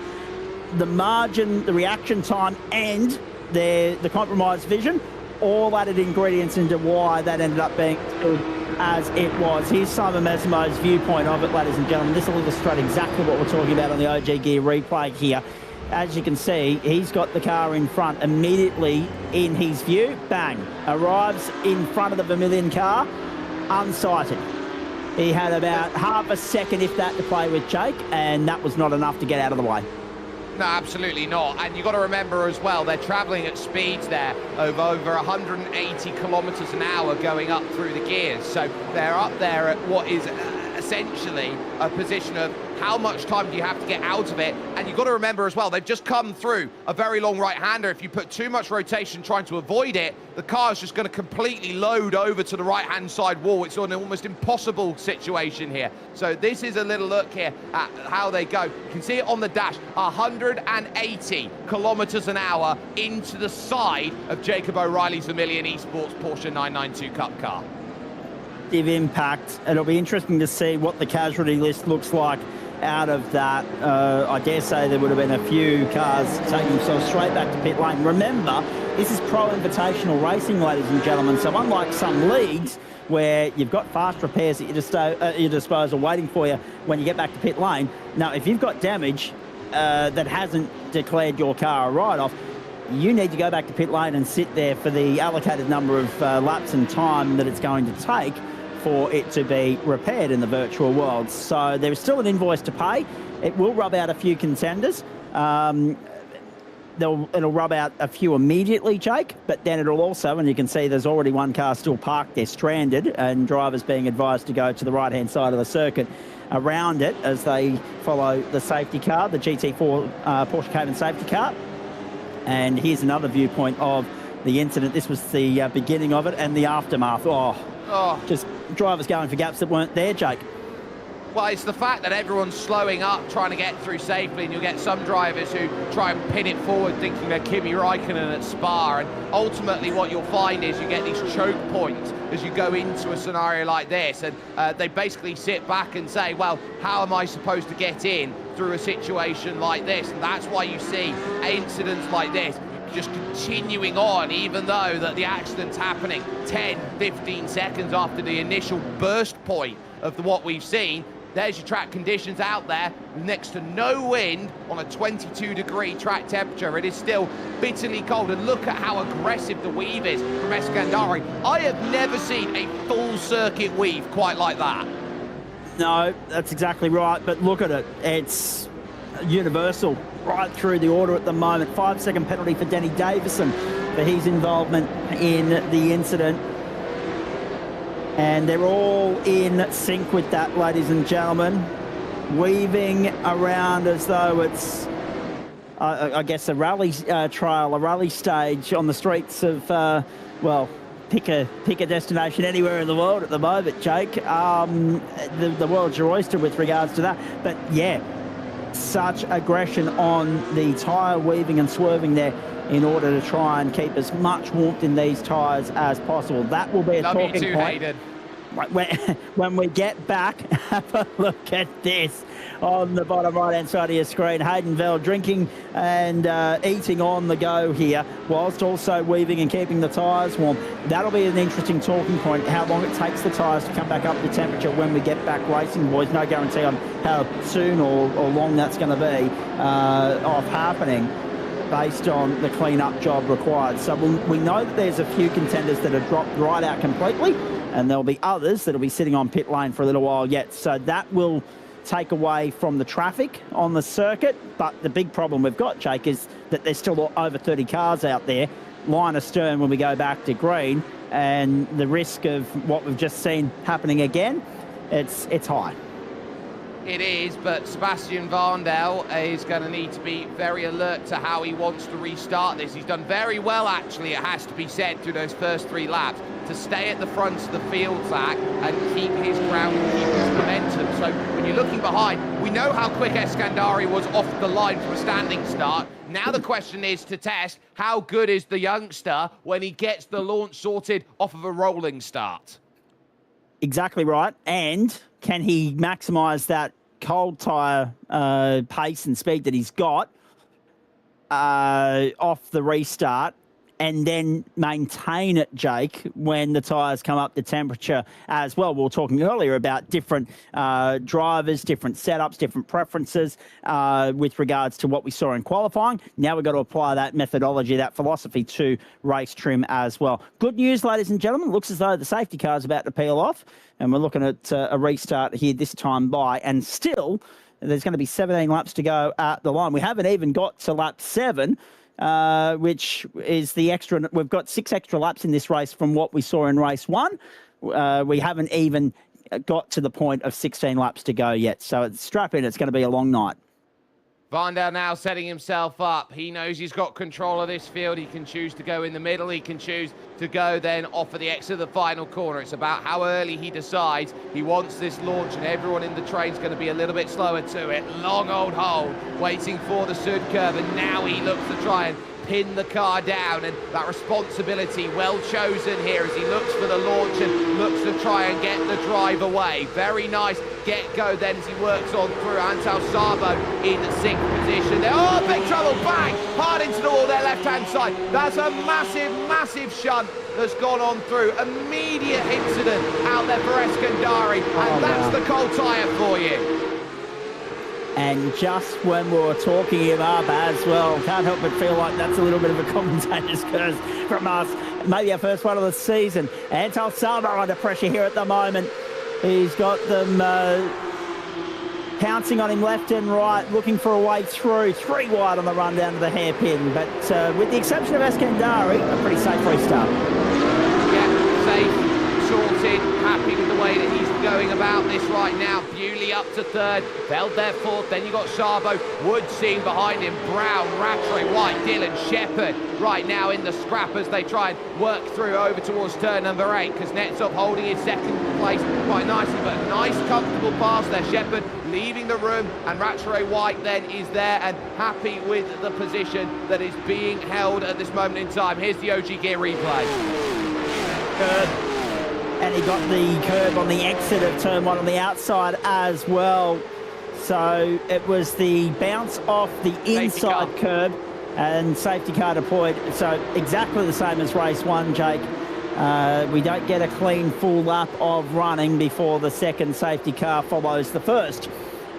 So some continuity there between the 2 races. Yeah, very disappointing for Sebastian Eskandari. Just a little bit too greedy with that curb, you would think. It's had a negative reaction, but it's been that way all night, cold or hot tyres. How many times we've seen cars just respond differently, get a little bit too greedy on that curve. If you take just a smidgen bit too much of it, you paid the ultimate price. And what didn't help Eskandari there was he landed on the left-hand side, outside turn 1 ripple strip as well, and that jagged him back hard left from 180 degrees the other direction and straight back into the wall to right off the motor car. So disappointing end of the night for a guy that showed so much pace and potential.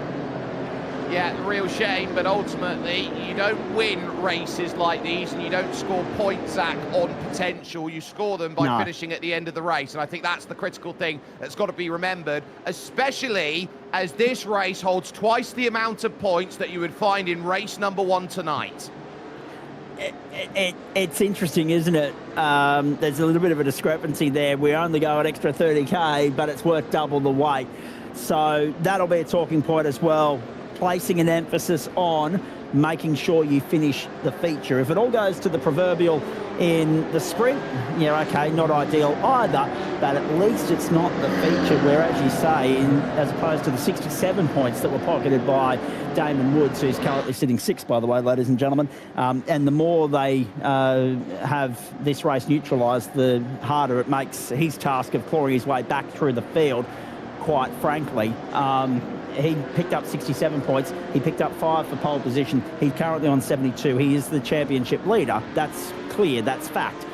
But now there's 133 on the line here as well. 200 for the night, 200 for the round, 205 maximum if you manage to sweep the night like Damon Woods is on the cusp of doing. Yeah, it's a long way back if you score 0 points in this feature. Did that Vermilion car, the 92 there of Antal Sabo, just clip the wall whilst weaving? Yes, and you saw that bounce up there over on 2 wheels there with that. So it's taking it to the nth degree. You get right to the side there. I'm not sure how much paint there of red and white has been scraped across the hallowed walls here around this Hockenheimring, but that is going to be a really awkward situation now, looking to try and navigate through with that. We'll get at least one more lap here behind the safety car, which is the Porsche 718 Clubman GT4 that is being piloted around here today. But critically, a chance to take stock on drivers who have gone through. Here's the replay. Look. Bang. Oh, perfect camera position for us on that there. Yeah, you did tag it. Not great for Antal Sabo, but people who have found ways to gain places here. Zach Kerr and Lockhart Brownlee up 9 respectively. Jackson Raihana started 43rd, Zach. He's 19th. Yeah, and he had a point to prove after it all went downhill. He had good pace in race 1. It went downhill. He's worked his way through beautifully in only, well, what have we had? 3, maybe 4 full green racing laps. That's an impressive start from Raihana. Again, only an invited driver in this series, as a fill-in driver tonight. So he's not going to feature as a regular, but what a message to send, and making his rare opportunity count while he's here. Into 19th at the moment. Whatever he can salvage, he's been given a great opportunity to make further inroads here in the 3rd chapter of this race once the 2nd safety car period comes to a close. The lights still flashing there, lap cars seeing their way by as they return to the circuit from pit lane. That's a magnificent start from Jackson Raihana, a guy that was due a little bit of luck last night, didn't get it, and now, of course, is enjoying the challenge as an open wheel specialist of trying to hone the craft of the tin top as well. There's a lot to be said about how different the 2 disciplines are. There very much is. I want to go back to about 29th position right now. Get a look at car number 59. We haven't seen too much of him. He's been mired in the back of the pack there for Logitech G ODBM Orbit Drop Bear Motorsport. Scott Rankin out there at the moment. Look to get through. Always vocal, always chatty out there, but he knows a lot of work to do to jump up through this order. He'll be trying to eye up a very good restart out there, and he'll know that if they're restarting in around the middle of the track, his restart zone, Zach, is going to be, what, maybe just entering the old concourse? You'd think so, yeah. I mean, at least he'll be up to speed by the time he hits the control line to start what will be lap 9 if we get lights out this time by, ladies and gentlemen. But again, it's a long road back from 29th. So, yep, he'll have that extra opportunity to get up to temperature and get up to speed. But the chance has gone begging to probably bag a top 10 result. But the chance is still there to maybe snag a top 20 if a bit of luck was to fall his way, and maybe some good racecraft as well, Jake. Here we are on board with Jackson Rayhana. Again, 24 positions gained in this race so far. A good comeback from him. Let's see if he can finish the job and actually see the checkered flag this time through. Yeah, field under the control now of Sebastian Vandel as the Porsche Clubman safety car dives down into pit lane. The field now holds itself in the control of Sebastian Vandel with Rick Kuznetsov just behind. Tom Bewley will need a good launch here, will the Kiwi, as Hayden Veld and Antal Sabo are there 4th and 5th, and don't count out Damon Woods here in P6. Vandel looks like he's going to go in exactly the same place that he did earlier on in this race, and again gets a good launch, and they can communicate that at Vermilion, how to get a good restart sorted. You can't pass before the control line, but we're back underway here at the Hockenheimring, and it's a lot calmer this time through turn number 1 of the Ravenel curve. Up to Bernie Eccleston, side by side for the race lead. Rick Kuznetsov goes to the inside, puts one over on his teammate, says, have it, and now looks to try and run. Brilliant restart. Oh, more trouble at the back this time for the 18. Down the back straight we go. Bewley hung out to dry there. Veld trying to wedge his way down the inside, and Antal Sabo as well, one of the 9.5 entries. That's Sam Muir, who we spoke to pre-race in the grid walk. Under threat, the 53, a bit of hip and shoulder there on the way through. Veld gets by on the inside of Vandel and displaces Bewley. Bewley back to 4, Veld on a charge now, trying to weave his way through and stop the Vermilion domination at the front.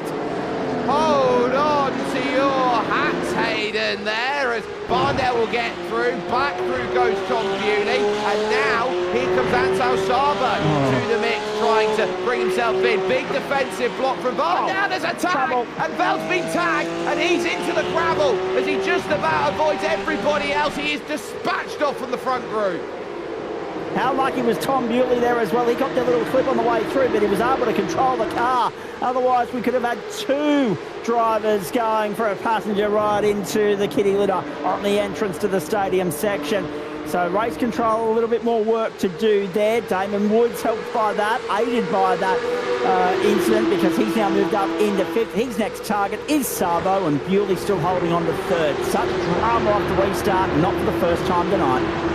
Zach Rattray White being very patient here. He's got Seth Brown in front who's giving focus, and that looks like a slow-down penalty for Dylan Shepherd, and he's got to be careful how he serves it as he goes up to the 30 Epsom curve. And look at Zach Rattray White here. The confidence, pushed out wide, shove him out wide. Tom Bewley, no love, no help, no support, and you're off the back of the train, 3 to 1. You can't quite see on the angle. There he is, poking out wide, and now this is going to be the big move here for Damon Woods. He'll have to go to the outside, 3, almost 4, as they go into the Spitzkehrer. Lots of room given there, and I think he scared himself into the corner there. There's the right exit, no room left, and through the grass, Damon trying to return to circuit. Now here comes the likes of Seth Brown and Zach Rattray White. Almost a turn across the nose there, going to turn 8 for Antal Sabo. He holds on to it. So in all of that, Damon Woods has lost 2 spots, back into 7th. Denny Davison picks up a drive-through penalty now, his 2nd penalty of the race. He picked up a 5-second penalty earlier as well. Lots of amendments to be made to the finishing results here once this race is won. Woods wedging down the inside, goes back to 6th, this time getting by Sabo. Oh, wow, Brock Gilchrist also getting up into 8th spot. He's trying to get up on the outside. That was important for Woods to just steady the nerves and settle after the incident down at the hairpin, and getting himself back into a rhythm. Hang on, Antal Sabo, we're being told, is going to pick up a black flag as well. So keep an eye out on that. Drive-through penalty handed to Sabo. So that releases him. Gilchrist and Shepherd will be the beneficiaries of that. Rick Kuznetsov, the fastest lap of the race, and clear air at the moment. Have a look at the way in which he's checked out, Jake. 2-3 seconds nearly to the good. Yeah, needs the gap and needs to build it early here in this one as we hit towards the halfway stage of this race. Rick knows that he is going to be trying to do everything he can to hold his ground. He was not the Messiah. He was a very naughty boy at Sebring earlier on with the supercars. But now down the inside, there's the lunge. But can you get the drive off the exit? Crossing back over. Bewley a little too deep there. Varndell wise to it and woke up to the fact that my job is simple now. I've lost the race lead, Zach, so my job is defend as if your life depends on it. Big shove by Bewley, but again, outside line, you open the steering, what are you gonna do? Suddenly you're stuck, it's like trying to get yourself out of Rosebush. Yeah, exactly right. Impossible, nearly. And have a look at this. No margin for error and good respect being shown between race drivers here up the outside. Zach Ratway wide, Tom Bewley and troubling around. Oh, and it's really tough. He was holding on to the level of grip for as long as he possibly could. Careful on the rejoin, he's okay. But that promotes Damon Woods now up into 4th position on the back of Zach Ratway White, trying to find this move. And look at him. You can sense there is hunger, but look at the serenity on his face right now as he works over towards turn number 1. This is just any old race day for him. Exactly right. So roles reversed here because Ratway White followed Woods through in heat 1. Now in heat 2, Woods is following Ratway White through. The next target is Sebastian Varndell. I don't think if this stays green for the next 11 laps, they're capable of catching Rick Kuznetsov at this point. An inch is as good as a mile. We've got 4 seconds up his sleeve at the moment, does Rick.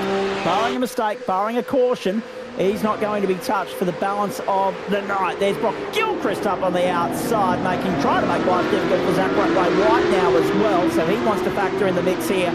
And he's going to try and do what Tom Bewley was unable to do last time through and get a job done around the outside. And he's done it very nicely on Seth Brown there to hold on to position number 5. So Brown back to 6th, and their next target is Zach Ratway White. Yeah, so that's the next one. There's Lockhart Brownlee and Stefan McCartane here, who have both had good runs through this field. So they're looking around. White goes Dylan O'Keefe just behind as they start working over into the infield once again. And this final sector of the lap, which juxtaposes itself then. Defensive line taken by O'Keefe behind. Needed to for Harry Lawrence, who started 29th on the grid. And remember, Byron Pierce, through all of this, had the jump start, and so he still managed to keep himself with positions gained as far as that goes. This is all about focus. Kuznetsov fastest lap, but at the mid-pack points, you really want to be trying to pick these up, even if you have a bad race one. This is a chance, and a lot of these drivers in and around the top 20, they were starting 23rd, 27th, 30th, 39th, 43rd on the grid. This is their redemption races. Absolutely. You mentioned Dylan O'Keefe. Already got himself back up into 13th spot. Marina Morales picking up a 15-second penalty post-race. Ryan Jones, who we spoke to pre-race as well, has got himself back up into the top 10. He's Seth Brown and Dylan Shepherd arguing over the same piece of real estate on the way down to turn 6 as well. Interesting to know. Oh, there's a little bit of a check-up on the exit of the hairpin, but all okay. Harry Ryan's back up into 13th. Dylan O'Keefe, there he is, on screen now. Reigning Porsche Carrera Cup champion. 14th spot at the moment. Good recovery drive this from 24th on the grid. Of course, the night started poorly outside the top 40 in qualifying. So, as Jake quite rightly said, redemption drive for him, and it's not done yet. Rick Kuznetsov out to a 4.3 second lead. Damon Woods has also got past Zach Ratway White. We didn't see that on screen, but now he's right there, nipping at the heels of Sebastian Varndell.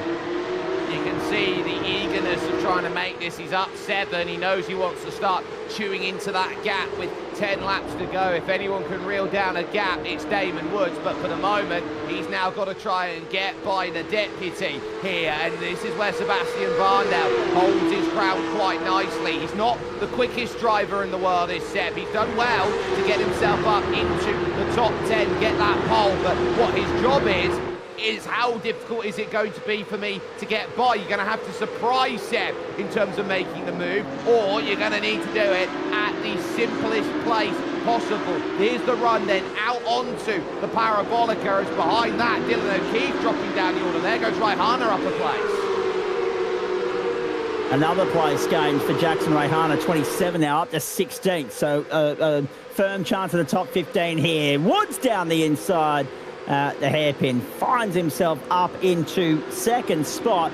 That'll be enough to consolidate round honours here if he stays there for the balance of the last 9 laps. Although, long way to go.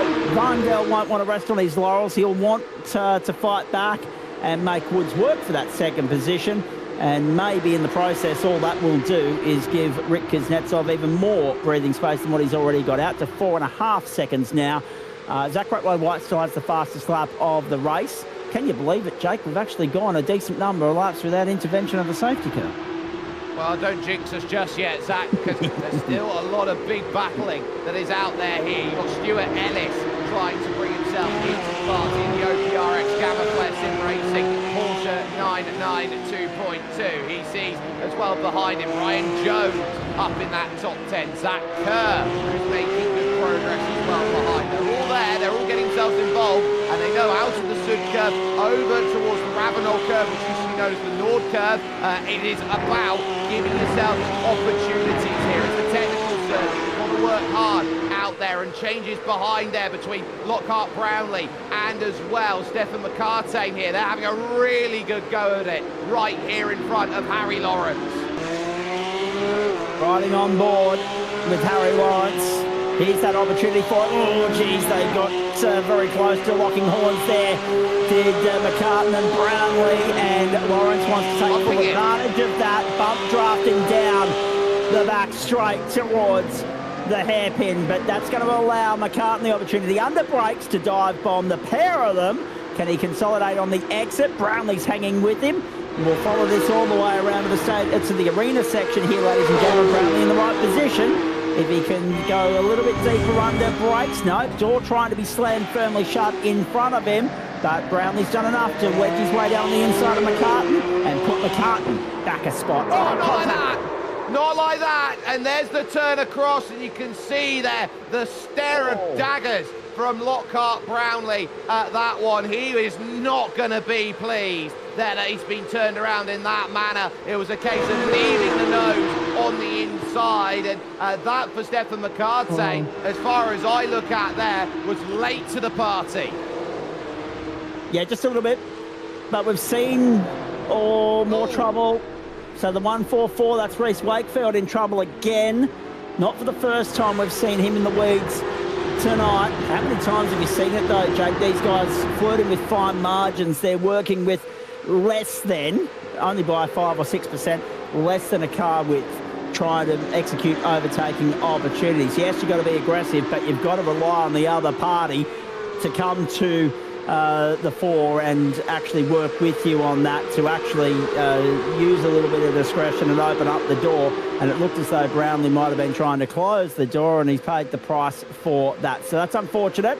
If they could have got through there 2x2, they would have still been 2x2 going into the stadium section, and then the onus would have been on who was on the inside coming up to the turn 13 hairpin, but not to be. And then more drama there. That was the replay of the 144. Reece Wakefield ending up in the wall. All on his own. All on his own, kept it clean out of the way of everyone else, and so this one continues on. Worth noting here, 5-second penalty for Antal Sabo on top of what he's already served, and car 58, who's in third right now, Sebastian Varndell. Now this will be important in his race here with Zach Ratray-White. He's been given an unsportsman black and white flag for moving under braking, so he will be very much looked at right now of, you have got to hold your line when you hit your left foot to the floor.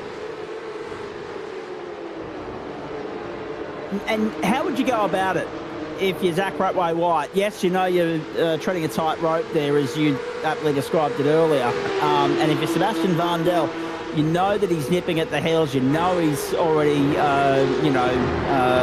being kept under watch by race control. It's going to be interesting to see how they go about it. Do you think big picture? Do you consolidate fourth and third respectively, take the points, walk away, and just think, it's round one, race two of a 26 race season? or do you go for the glory of being on the podium at the opening night of the term? There's plenty of risk involved, but there's also plenty of reward to go with it as well, if you can do it cleanly.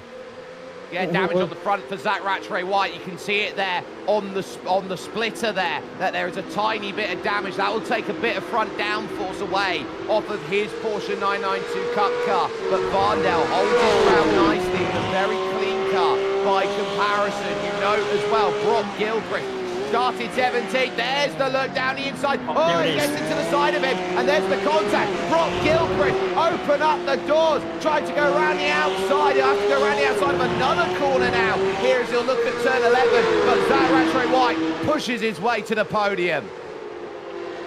It'll be interesting to see what race control has to say about all of that. Brock Gilchrist nearly the beneficiary there, but I don't think he mastered the exit of the left-hander. A little bit of sideways movement there, which probably upset him and allowed Rattray-White to get across and keep Gilchrist at bay for now. Dylan Shepherd impressive up in the 6th spot, and Seth Brown 7th, Stuart Ellis in 8th as we watch Varndell come back on to the main straight. Ellis, Kerr and Jones making up the top 10. So Jones has been floating around the back half of that top 10 for much of this third stint of this race as well. 5 laps to go as they head down towards turn number 2 and 3 once more. There's Rick Kuznetsov out to a 4-second advantage. Important to note, Damon Woods has just punched out the fastest lap of the race, Jake, but 4 seconds in 5 laps. It may even be a bridge too far, even for someone who's been the standard, the benchmark, all through the pre-season of the Porsche Pro Invitational, thanks to Moza Racing. Yeah, so if you're only losing half a tenth, a couple tenths of a second a lap, that's a big enough gap. There's a look down the inside, and this will be on the Vermilion car. Zach Kerr, oh, he gets a push over there. Ryan Jones deciding he wants to have a look at what Stuart Ellis had to say there to Zach Kerr, and that just shows you there is no love lost between these drivers, and this is, I think, what you see from the Australian sim racing scene. You don't give an inch, because if you give an inch, you take about 3 kilometres. Yeah, exactly. And you self damage, you know,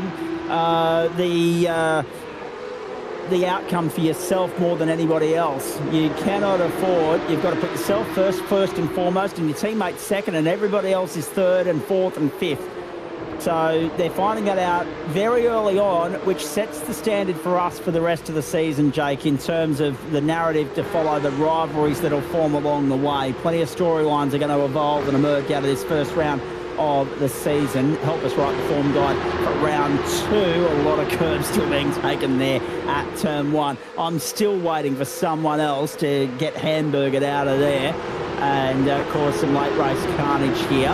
We go back and find Marino Morella. Also got a post-race penalty coming his way. Jackson Rayhana sitting 17th at the moment. Dylan O'Keefe trying to go down the outside for 19th or 18th on Marino Morella. Not yet for Dylan, but nice to see him in the top 20.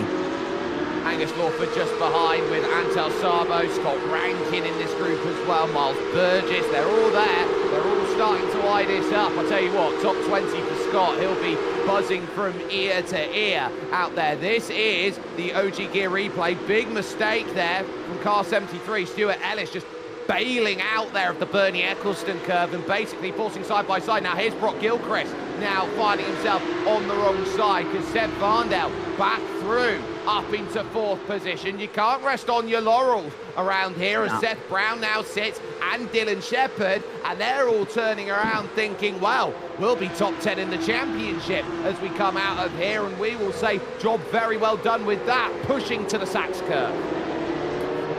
The main positive I'm taking out of all of this is we're actually seeing elbows out door-to-door racing right throughout the race. Porsche Racing over the course of time has had a tendency for the field to spread out, to become a little bit processional. We're not seeing that here at the moment, and that bodes well, particularly for circuits like Zandvoort and even the Nürburgring on this schedule, particularly in the top half of the season, boys, where, you know, the circuits are a little bit more technical, a little bit more challenging. There's not as much in the way of overtaking opportunities as there are at somewhere like Phillip Island or even the Mount Panorama circuit. So it's going to be interesting to see how it all plays out. But so far, only positives coming out of this opening round from the quality of the product, the spectacle, and the calibre of the racing we're seeing. Offensive line taken by Gilchrist as he tries to figure out his line out there. Car 89 will be given a 5-second post-race penalty. That is Tom Bewley who ends up with that one. But at the moment, Gilchrist holding his ground well, but he needs to stay with Seb Varndale. He'll look at Seth Brown behind and realise here that there are big points to be had out there. These are those runs that you're just trying to get. Car 101 will also get 5 seconds then post. That'll be Sam Chapman who will end up with that. But you're turning around, you don't know what your point situation, your pace is going to be at the remaining rounds of the season. So are these drivers just looking at it, Zach, and going, I've got to take my points early because I don't know what I'm going to get later on this year? Exactly right, and also take into consideration the guys that are missing on the grid tonight as well. What's to say that those circumstances, extenuating circumstances, whether at work commitments, illness, family commitments, whatever the case may be, might not fall upon one of these guys that are at the point end of the field right now. A night out of the rig costs them big time in the championship. Yes, I know we've only got 12 rounds to play with, Jake, but at the same time, you can't help life getting in the way and knowing the luck of some of these guys. It may just fall on a Porsche Pro Invitational night with thanks to Moza Racing. So get in, bank your points early, and then that way you're making allowances for things potentially going wrong on track or off track, compromising a round later in the season. So I like that point. It's going to be interesting to see where the mindset is for everybody. There will be a few of them that would have thought, yes, we'll win it on lap one, turn one of race one, and that wasn't the case. Well, now Brock Gilchrist under pressure. Seth Brown, they lean on each other on the straight here as they work into turn 7. Now who's the bravest here for turn 8? They're going to jam on the binders and try and get the run through and just trying to force a way out. And does Gilchrist then blink about like crazy? Yes, he does. And that will hold him steady. Brown having to lift for the unpredictability. And now Zach Kerr is going to be looking around with Dylan Shepherd. Shepherd is all over the back of Brown, looking to try and get involved. This is not over yet. Down the inside, no room. No room. Shepherd looking for 6th. Brown looking to hold on to it. They've lost contact with Gilchrist, who's lost contact with Bratway, White and Varndell. So that part of the field starting to spread out a little bit. This is the main battle pack we're going to keep an eye on for the balance of the night. White flag flies here at the Hockenheimring. So Rick Kuznetsov is clear and comfortable.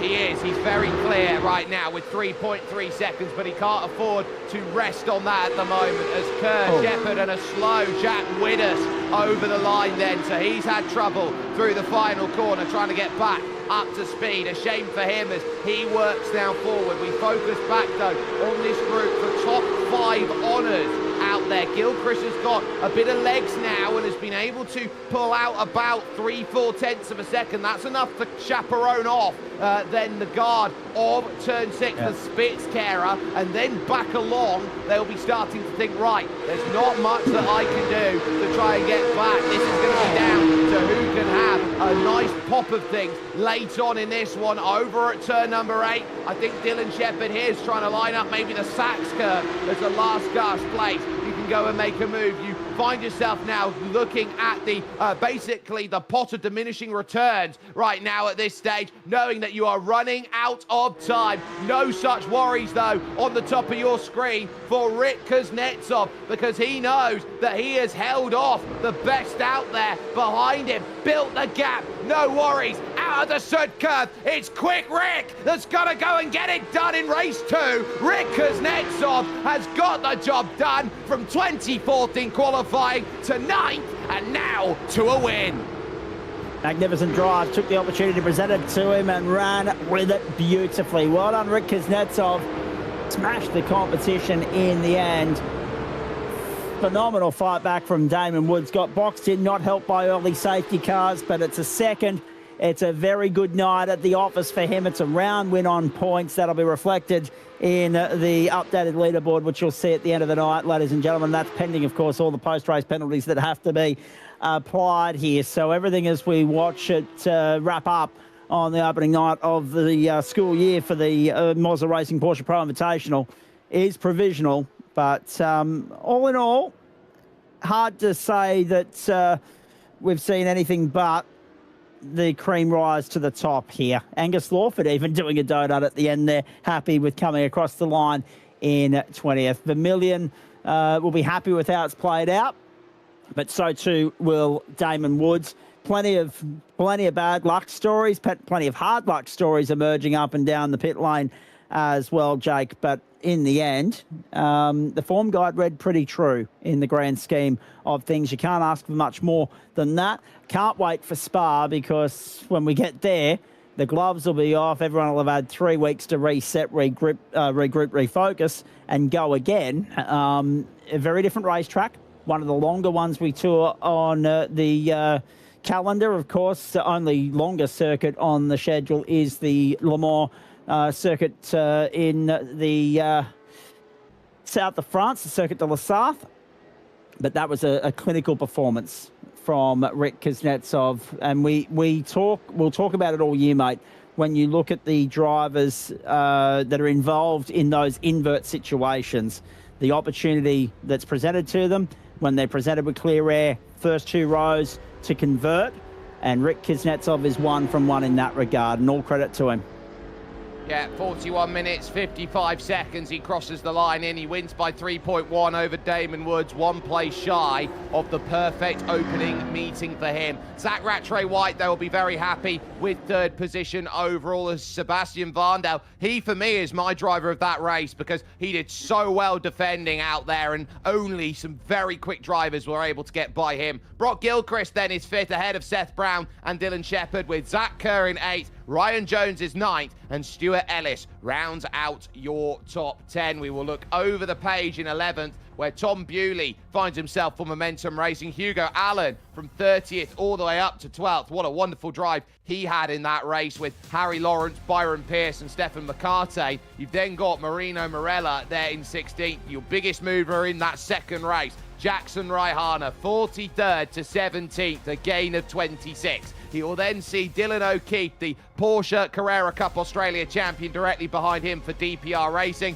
as Antal Sabo finishes 19th, and Angus Lawford rounding out your top 20 for Project 36. Over the page again, you find Scott Rankin, then the scaife of Australian sim racing. He finds himself there 21st with Hayden Bell 22nd. Miles Burgess and Corey Lazarus 23rd and 24th, with Hayden Smith rounding out the 25. Dean Mackay recovering back after his early crash in the first race to 26th. Lockhart Brownlee, Jack Widders, they're both down there. Jordan Malcolm and Sam Muir making up 30. We only had 35 finishers here in this one on the leading lap. So Sam Chapman, Reese Wakefield, Kane Ryder, Ewan Baker and Pat Klein managed that all in the guise of getting a good run through. Simon Mazzomo under the watchful eye of Jim Clark. Of course, this is the final resting place of the legendary 2-time Formula One world champion. Will be 2 laps down in 36th. Zach Hanlin, Danny Davidson, Lewis Greathead, they are laps down along with Luke Swan.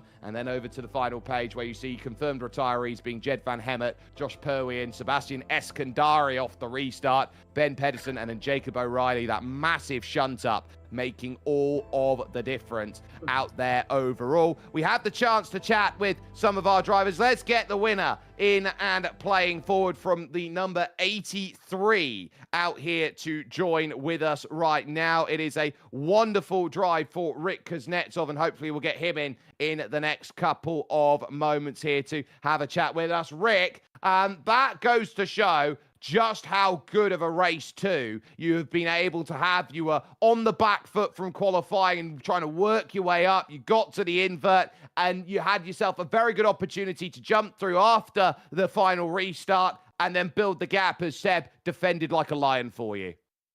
Seb did a wonderful job. I'm going to give him a B after this, but yeah, after the pretty horrendous qualifying, I was pretty bummed about it because I knew the car was really fast from Pracky.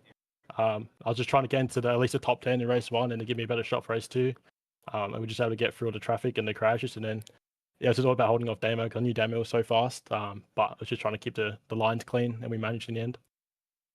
So as far as this goes for you, as we just get word that Zach Ratcheray-White is going to get dinged with a post-race drive-through, so that's going to really drop him down the order and promote your teammate up to third.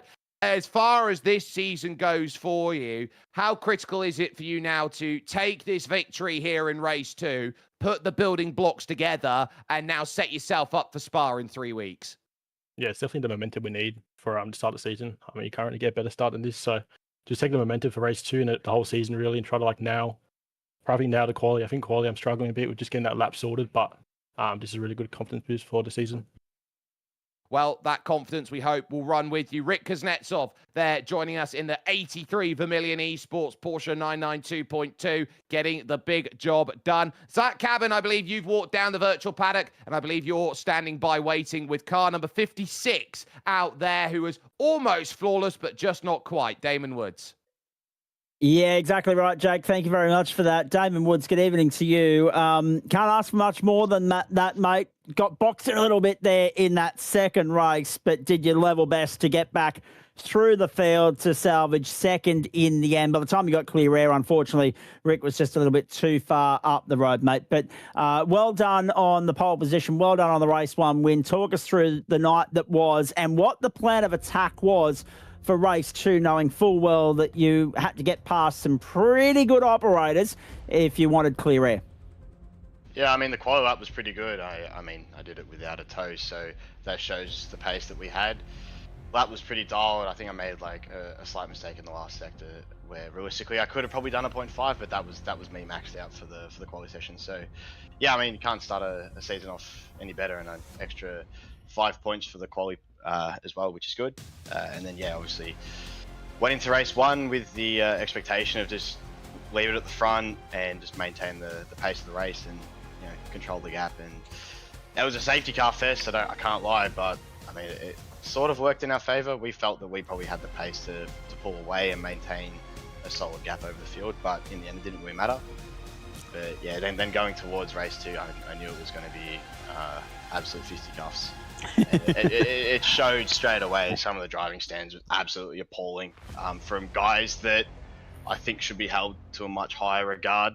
I'm not going to name names, obviously, but I think there needs to be a stern talking to from race control down to those guys, especially with some of their reputations that they hold. So that's my opinion on that. I mean, my race, I was just getting boxed around, but I kept the car relatively clean, got a little bit of damage on the front end.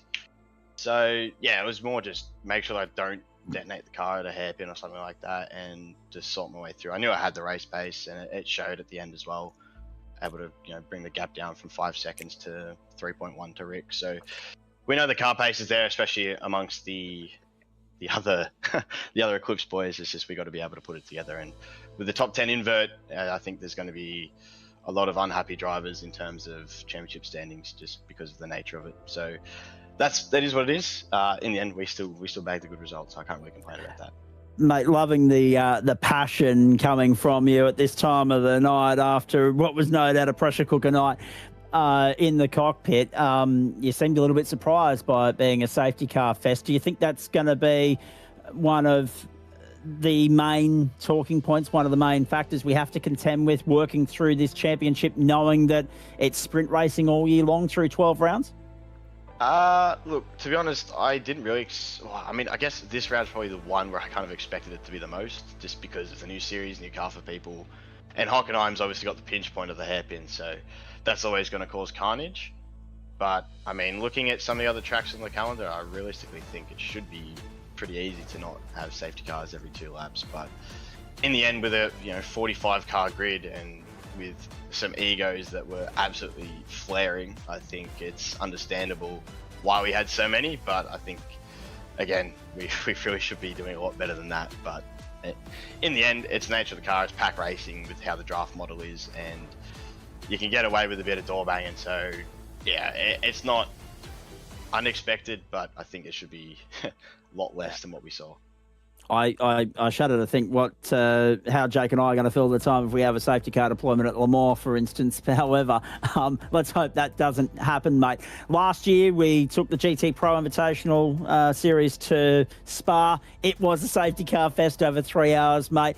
But in the end, you guys and your stable at the time were the pace setters, the benchmark. Can you carry over the form that you've shown through the pre-season into tonight, into Spa in 3 weeks' time? And what are your initial thoughts on how this car might fare on that circuit? The racing's going to be even more mental in terms of the packs that are going to be formed, just because obviously you got the run from La Source all the way down to Kemmel and even exiting Stavoy all the way to the bus stop. But with GT Pro last year, I think it was a case of everyone getting used to the cold tyres on the GT3 car, which was causing so many safety cars. Where this it's still a little bit more sensitive, but it's not to the point where if you gas the thing up too hard, you're going to loop the car and ride it off in the fence. So I think it should be a little bit better. I mean, I like Spa. I've always gone well there in GT cars. So if we can build an absolute cracker setup, I think we should be on for some heaters, and hopefully we can put ourselves back up the front. All right, mate. Very nice to hear from you. Always good to catch up. Well done again tonight. Look forward to seeing what you bring to the rest of the championship. You are the form guide favourite going into the season. You proved why tonight. Anyone you want to thank before we let you go? Big thanks to the boys at Eclipse. They helped me out with the setup for this round. Also, shout out to Falcon Sim Racing and our sponsors NGK, NTK, and iLiveries as well. Can't thank them enough for having me on board. It's my 4th year with them now, so it's going on a fair while, but it's a nice, happy relationship. So yeah, big thanks to those boys, and obviously you guys in the comms box, and Jake for doing the directing as well. So big thanks. We'll see how we go next round. Well, mate, great to catch up with you. There he is, Damon Woods, ladies and gentlemen. Let's quickly move back to Jake, who's got Sebastian Vandel standing by. He was a little bit late to fashionably late to the broadcast booth, but it's nice to have him here, Jake. Yeah, absolutely, Seb. It's a case of second-hand champagne for you with this podium, so you can be very happy in that regard. But talk about the pressure of starting on pole on a feature race like this one, 22 laps, the entire field wanting to have your position out there, and how much defensive work you had to do tonight. Definitely a lot of defensive work done, but starting off pole, obviously a lot of pressure, but 2 teammates behind me made it a lot better, to be honest. So, yeah. The confidence certainly there. So talk us through then the ups and downs for you over the race. You pretty much made as many places as your teammate Rick did in race 1, and you're having to go through this constant stop-start momentum. How do you keep your focus? How do you get switched on? How do you find those places as you're going through the various elements of, okay, gearing yourself up and then calming yourself down? I don't know, to be honest. It is quite difficult just to stay concentrated, but I think just once you get yourself in the zone, with the Discord's quiet, it's easy to stay concentrated, and yeah. Do you think you're going to find very similar results when you head to Spa? Is it a circuit that sort of gels with you, or is it one that maybe you're just looking at saying, I'm going to try and get just the best that I can from it? Yeah, similar tonight, just try to get the best that I can. I hope we can keep this form up, but I got a little bit lucky tonight, obviously with the reverse top 10, and the pace wasn't 100% there with Rick, Damo, Zach, and all that. So we'll see what we can do, but we'll give it a red hot crack at Spa.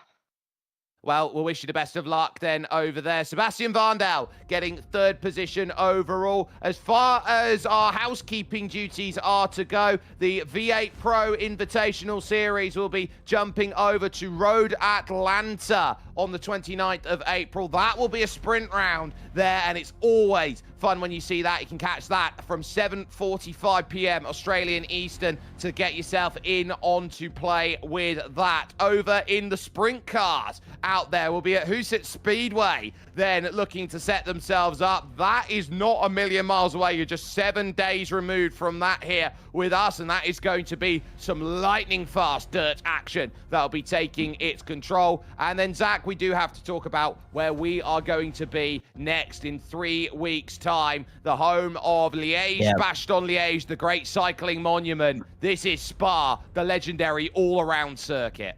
Yeah, exactly right, mate. 7,004 metres of legendary real estate, and it's ours to play with on the 22nd of April, 7:45 Australian Eastern Standard Time. So make a note if you're watching outside of Australia that this part of the world, daylight saving ends this Sunday morning, Easter Sunday, and happy Easter to everybody in advance too, by the way. So that'll be GMT plus 10, so 9:45 a.m. in the morning if you're watching on GMT time. You can make your own calculations from there. This is going to be a magnificent round, mate.